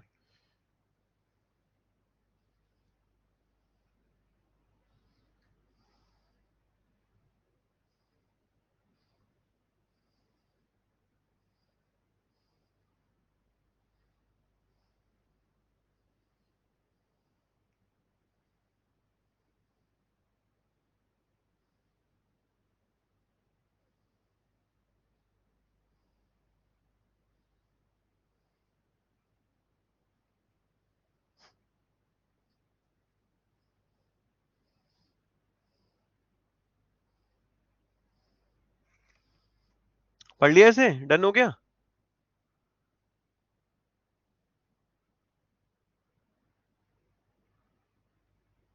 सर पीडीएफ में पूरी स्लाइड नहीं आती, काइंडली चेक फॉर, देखना पड़ता है नोट्स के लिए। अनिल, इसका मतलब तू ना नोट्स नहीं बना रहा भाई, नोट्स बना। ये ये पीडीएफ पेड में तो चल, मैं फिर भी इसलिए दे रहा हूँ कि तुम लोगों को नोट्स बनाने में दिक्कत ना हो। ऑडियो वीडियो तो अवेलेबल है, उससे नोट्स बना सकते हो ना, प्रॉपर नोट्स बनाओ। जैसे नोट्स मैं बना रहा हूँ वैसे नोट्स बनाओ, एज इट इज कॉपी मारो पूरा का पूरा। अब जरा देखो, अब हुए हम गांव में पहुंचे, मैं ऐसे ही पहुंच गया। एक्चुअली मैं जहाँ रहता हूँ ना, मैं रूरल एरिया में रहता हूँ, मैं आपको हकीकत बता रहा हूँ, ठीक है। अब मैं रूरल एरिया में रहता हूँ मेरे भाई, रूरल एरिया मतलब आगरा में, मैं एक गांव में रहता हूँ। अब मैं गांव में बैठा हुआ था, गांव में क्या हुआ कि एक व्यक्ति आया बैंक विशेष का, और उसने कहा कि आप अपना अकाउंट ओपन कराएंगे। मैंने कहा भैया मुझे तुझे पता हो ना, कहा हो भैया अकाउंट अकाउंट मैं बता दूं। तो मैं ऐसे ही बैठा हुआ है, जैसे महर्षि ना बैठे ऐसे ही महर्षि की तरह मैं भी यूं बैठा, भैया कहा हो जो बैंक बैंक। तो उन्होंने कहा अरे तुम्हें पता है, मैंने कहा हाँ, तुम ना जब 100 रुपए डालोगे तो उसमें 4 पैसे तुम्हें मिल जाएंगे। मैंने अच्छा, मैंने बहुत बढ़िया, 1000 रुपए डालोगे तो फिर ऐसे मिलेंगे। उसने बताया मेरे को 4-5% ऐसे बताया। मैंने कहा ठीक है। मैंने कहा मेरे को तो यार ये चलाना वाला, मैंने ऐसे ही बोला मुझको तो चलाना वालाना नहीं आता। कह रहे अरे यार तुम क्यों परेशान होते, मैं बताता हूँ ना, तुम पे आधार है? मैंने कहा है। तुम्हारा आधार अकाउंट से लिंक है? मैंने कहा हाँ लिंक है। मतलब लिंक मतलब क्या है, कि मतलब तुम्हारा नंबर बैंक में पता है? मैंने कहा हाँ पता है। मतलब तुम्हारे बैंक में खाता है? मैंने कहा हाँ वो हमने बहुत पहले खुलवाया था। ऐसे करके मतलब हम बात बात आपस में करने लगे, तो वो समझाने लगा। उसने कहा तुम्हारे पड़ोस में भी कोई व्यक्ति है? मैंने कहा हाँ है, पूजा जी हैं, मतलब शर्मा जी हैं, उनकी बेटी है। तो मैंने कहा उनका अकाउंट है? मैंने हाँ उनका भी अकाउंट है। ऐसे करके भाई बातें बातें आराम से होने लगी। तो उन्होंने मेरे से कहा कि उनके अकाउंट में पैसे डाल के मैं तुम्हें दिखाऊं? हाँ दिखाओ। तो उन्होंने मेरे को एक मशीन दिखाई, kind of point of sale machine होती है। पॉइंट ऑफ सेल मशीन जानते हो? पॉइंट ऑफ सेल मशीन होती है, उसी तरीके की एक मशीन होती है, पीओएस जैसी मशीन होती है। उसको हम लोग माइक्रो एटीएम बोलते हैं, मोबाइल एटीएम, एटीएम बोलते हैं, ओके। उसमें वो लेकर मेरे पास आया और उन्होंने कहा कि ये आपका आधार नंबर है, हम इसको डाल देते हैं। उन्होंने ना आधार नंबर डाल दिया मेरा। मेरे मोबाइल फोन पे एक ओटीपी आया, मैंने उनको ओटीपी बता दिया। मैंने जिनके अकाउंट में पैसे ट्रांसफर कराने उनका आधार नंबर बता दिया। उनका आधार नंबर भी किससे लिंक होना चाहिए? अकाउंट से। अकाउंट से उनका आधार नंबर डाला, ओटीपी आए, पैसे टन सीना बेटा उनके अकाउंट में पहुंच गए। आधार टू आधार पैसे transfer by AEPS, Aadhaar enabled payment system. OBC वाले अकाउंट का क्या हुआ? नहीं चल रहा है अभी वो भी। Please help me sir. हाँ किस लिए? अगर मल्टीपल बैंक हो तो, मल्टीपल बैंक हो तो उसमें ऑप्शन आ जाएगा, आ जाएगा ऑप्शन, डोंट वरी। कुछ ना कुछ तो उसमें ऑप्शन होगा डेफिनेटली भाई। पर मेरी बात समझ में आई, एईपीएस कैसे वर्क करता है?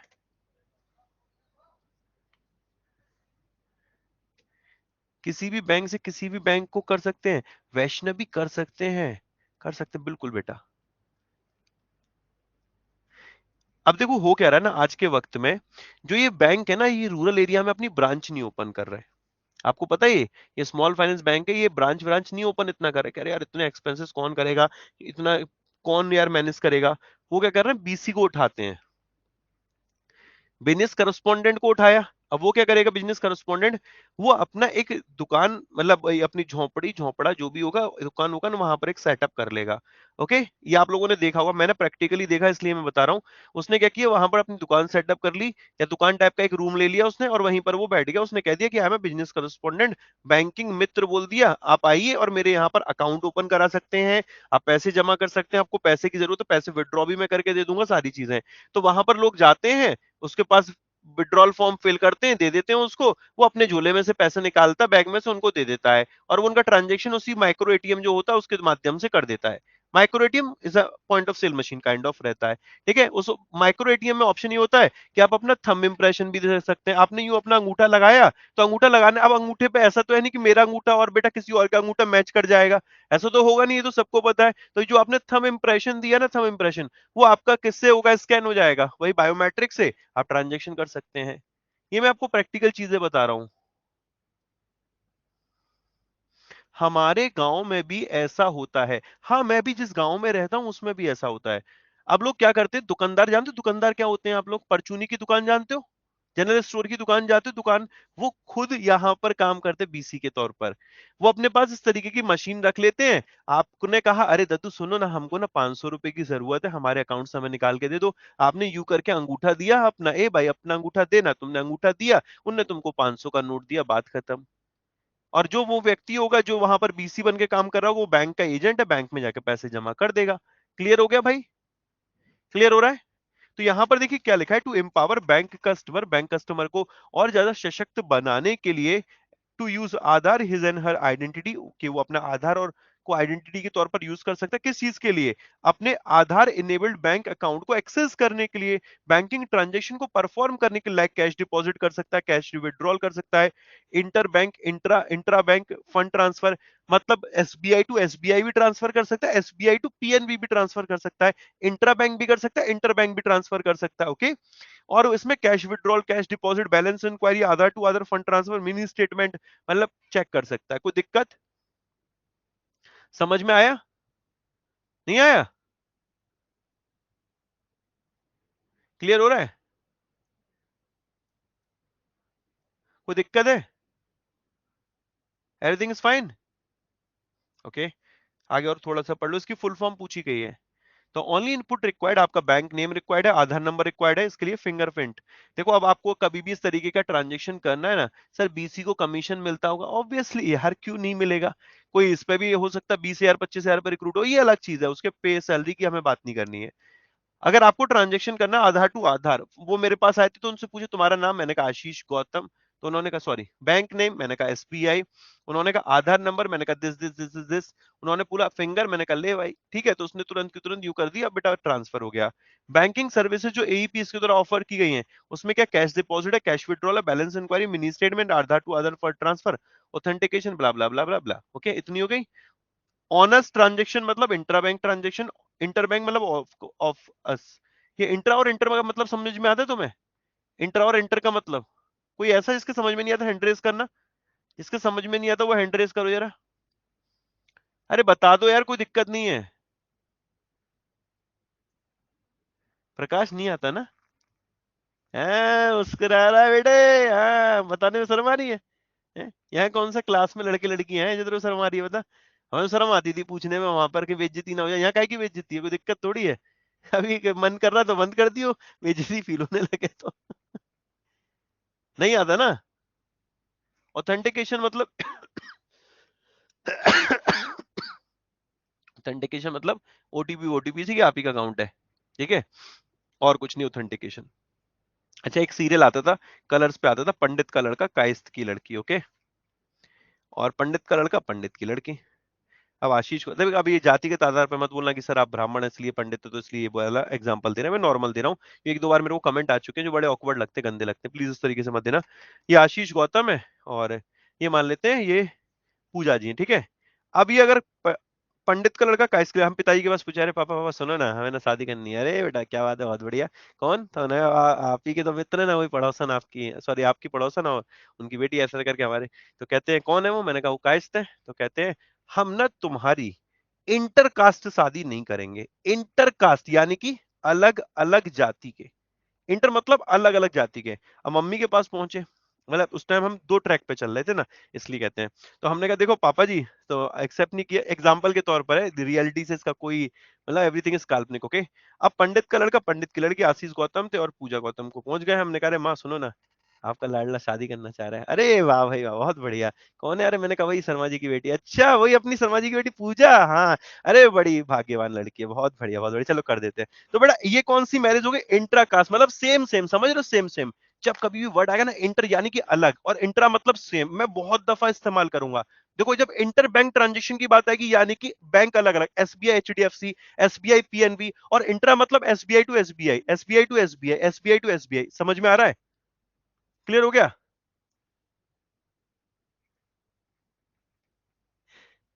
सर सच में आपके पापा का कोई दोस्त नहीं, आ रहे नहीं यार, इतने इतने ना लकी हम लोग कभी रहे ही नहीं है, ठीक है।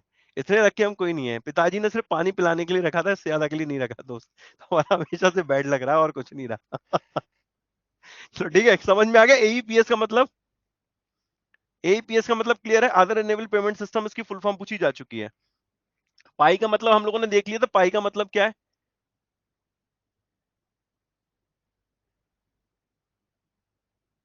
Okay fine. Bharat bill pay इसे समझिएगा, ये बहुत इंटरेस्टिंग है, इसे छोड़ दो एक मिनट के लिए। भारत बिल पे थोड़ा बड़ा है क्योंकि इसकी मैं सब्सिडरी तुम्हें पढ़ाऊंगा पहले। ये भीम आधार पे पढ़ो। अच्छा तुम लोगों को पता है, तुम लोग खाली हाथ भी चले जाओगे ना, सिर्फ मोबाइल फोन लेके, इसमें कोई भी एप्लीकेशन भी नहीं है, कुछ भी नहीं है, सिर्फ आपके फोन में सिम पड़ी हुई है, तो भी आप ट्रांजेक्शन कर सकते हो। तो भी ट्रांजेक्शन कर सकते हो, सिर्फ आधार से।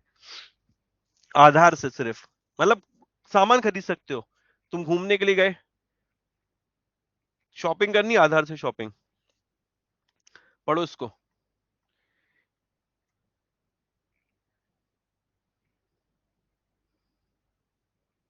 हाँ कितने फोकस हो गए सर, ये बताइए ना, ये बढ़िया काम का ये।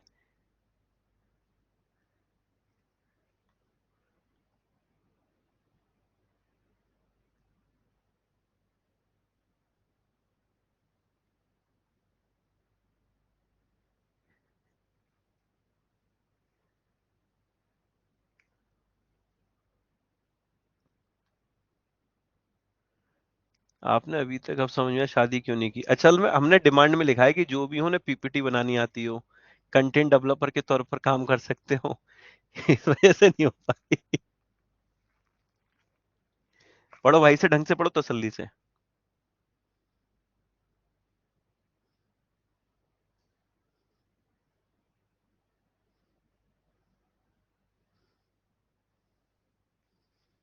प्रकाश आ गया, क्लियर हो गया तेरे समझ में। पढ़ पढ़ जल्दी पढ़।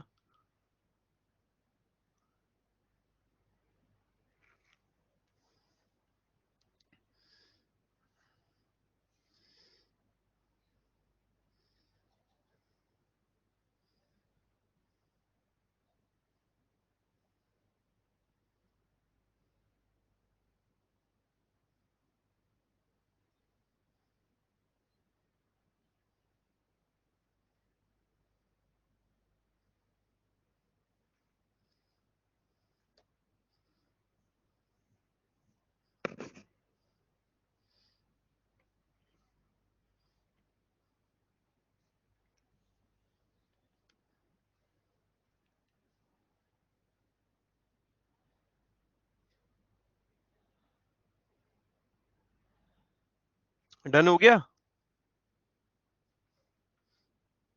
एक बार पढ़ लो और दोबारा दो बार पढ़ लो, एक बार में नहीं समझ में आ रहा तो।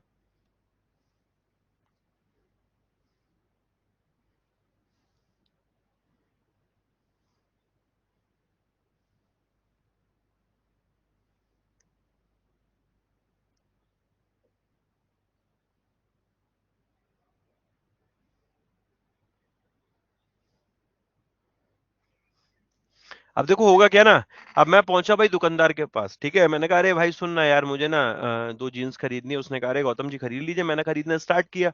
अब मैंने एक ट्राई करी, दो ट्राई की, मुझे पसंद आ गए मेरे को यार उसके साथ की, मेरे को शर्ट भी खरीदनी है, मैंने दो शर्ट भी खरीद ली। अब मेरे ने यूं रखा, भाई मैं अपना वॉलेट भूल आया था, मेरे पास कोई कार्ड वार्ड भी नहीं था। मैंने कहा ट्रांजेक्शन कैसे करूं, फिर मेरे पास मेरा थंब था। मैंने कहा सुन भाई, तेरे पास कोई ऐसी व्यवस्था है कि आधार भीम पे है क्या, तेरे पास भीम आधार पे? उसने कहा साहब क्या होता है? कुछ नहीं होता, तेरे पास एंड्रॉइड फोन है? हाँ मेरे पास एंड्रॉइड फोन है। चल एक काम कर, भीम आधार पे एप्लीकेशन डाउनलोड कर। उसने डाउनलोड कर ली। मैंने कहा तेरा आधार से अकाउंट लिंक है? हाँ आधार से लिंक अकाउंट है। तेरे पास वो बायोमेट्रिक है? हाँ है। तो एक काम कर, अपने एंड्रॉइड फोन से कनेक्ट कर। मैंने यूं किया, उसने यूं करके यूं कर लिया, और उसके बाद मेरा यूं करके ओटीपी आ गया। मैंने उसको ओटीपी बता दिया, ट्रांजेक्शन हो गया भाई, पैसे कट गए मेरे अकाउंट से। सिंपल है कि नहीं? मतलब कुछ चीज की जरूरत पड़ी? एईपीएस से अलग है, डिफरेंट है स्टूडेंट, डिफरेंट है थोड़ा, डिफरेंट है। इसके लिए एंड्रॉइड फोन की जरूरत पड़ रही है ना, देखो ना, यहाँ पर कोई पॉइंट ऑफ सेल मशीन की जरूरत ही नहीं पड़ रही है। देखो भीम आधार पे क्या है, ये मर्चेंट के लिए, व्यापारियों के लिए, दुकानदार के लिए है। किस चीज के लिए? डिजिटल पेमेंट रिसीव करने के लिए कस्टमर से, ओके, आधार ऑथेंटिकेशन के माध्यम से। आधार ऑथेंटिकेशन कैसे होगा? आपको अपना थंब इंप्रेशन देना पड़ेगा, okay, to be able to effect the same. इसके लिए आपको क्या होगा, मर्चेंट के पास क्या होना चाहिए? एक एंड्रॉइड मोबाइल होना चाहिए, भीम आधार एप्लीकेशन उस फोन में होने चाहिए, एक बायोमेट्रिक मशीन होनी चाहिए जो कि मोबाइल फोन से लिंक हो। समझ रहे हो? यूएसबी पोर्ट से मोबाइल फोन से बायोमेट्रिक वो लिंक हो जाएगा। एक केबल सी तो आती है, उसमें यूं करके लिखा होता है, थंब के लिए मतलब लगाने का होता है। देखा नहीं देखा? ये कोई ऐसा नहीं देखा? मोबाइल फोन के लिए सिम खरीदी है नहीं खरीदी है? जाते हो तो क्या करता है वो, यूं करके छोटी सी होती है, उस पर यूं करके रखवा देता है। यूएसबी पोर्ट चाहिए। हे भाई, मोबाइल फोन के लिए भी अलग से केबल आती है, यूएसबी पोर्ट बना हुआ होता है, उसमें सब हो जाता है। गुस्सा मत दिलाते तुम लोग मेरे को। And both the merchant and customer should have a link their Aadhaar number to their bank account. Clear है ये समझ में आ गया?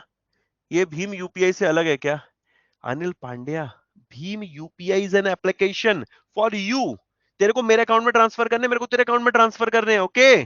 दुकानदार के पास जा रहा है, दुकानदार के पास सामान खरीदने के लिए, समझ रहा नहीं समझ रहा? अब उसके पास जाएगा तो फिर क्या करेगा भाई? तू भीम यूपीआई कर रहा है क्या? तू यूं करके अंगूठा लगा दिया, तेरे पास ओटीपी है, तूने बता दिया, पैसे कट गए तेरे अकाउंट से।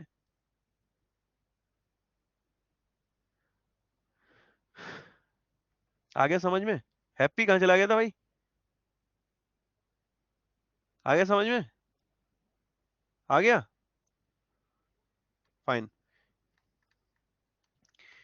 एनपीसीआई की एक सब्सिडरी पढ़ लो इसको। दो है, एक एनबीबीएल कल पढ़ाऊंगा, आज एक पढ़ा रहा हूं।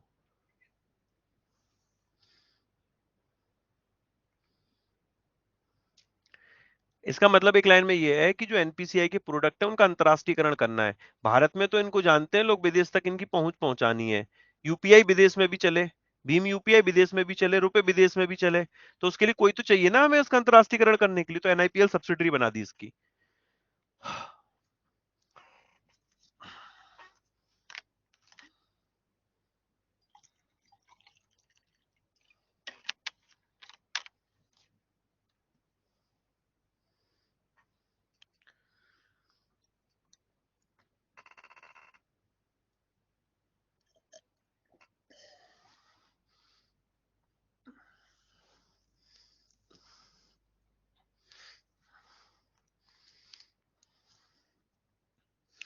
एनपीसीआई देखा है ना? एनपीसीआई ने अपनी एक एनआईपीएल बनाई है, होली ओन्ड सब्सिडरी, मतलब 100% कैपिटल इसकी है। जो एनआईपीएल, इसका काम क्या है कि जो एनपीसीआई के प्रोडक्ट है उनका अंतरराष्ट्रीयकरण करना। रितेश शुक्ला इसके एमडी एंड सीईओ हैं। नहीं आया सर प्लीज एक बार बता दीजिए। बताया तो मैंने कहा बताया तो मैंने कहा इसका मतलब ये है, एनपीसीआई के प्रोडक्ट कौन से? रुपए हुआ, यूपीआई हुआ, ओके, भीम यूपीआई हुआ। ये भारत में इस्तेमाल हो रहा है ना, है तो भारत के। अब इसे विदेश में भी इस्तेमाल करे तो उसका काम कौन करेगा? उसके लिए कोलैबोरेशन कौन करेगा? उसके लिए एग्रीमेंट कौन करेगा? ये करेगा, एनआईपीएल करेगा, ओके? अब क्लियर हुआ?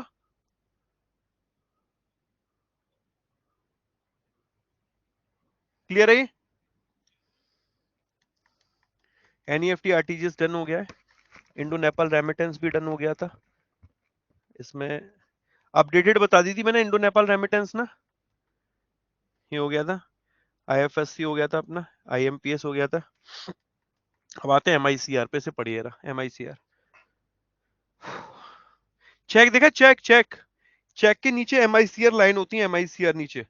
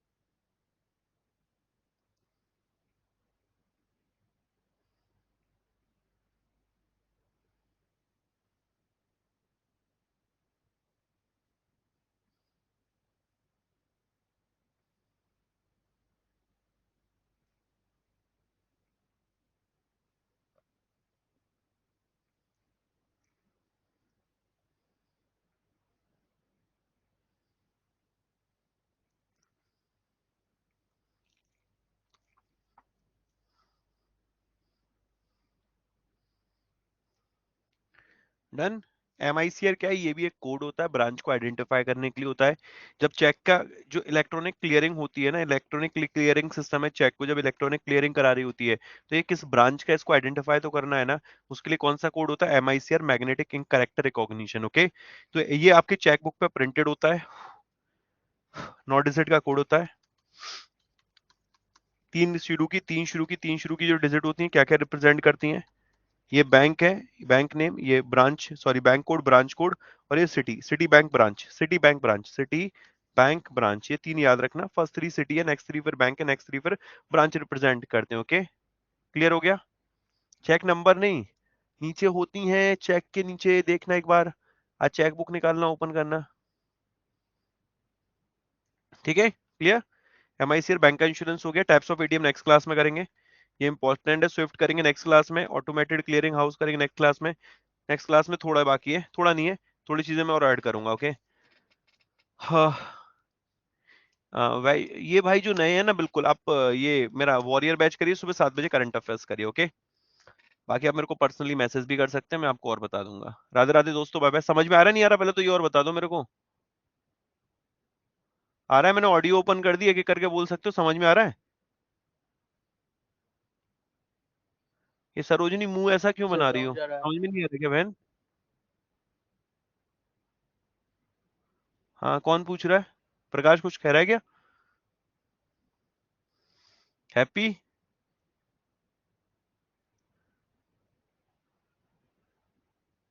एवरीथिंग इज फाइन,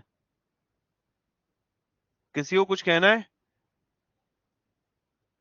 लास्ट वाला कुछ आया। ओके, पढ़ लेना एक बार।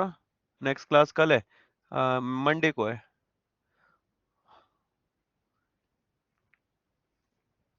ठीक है, ये दी नेम हो जाएंगे अपने।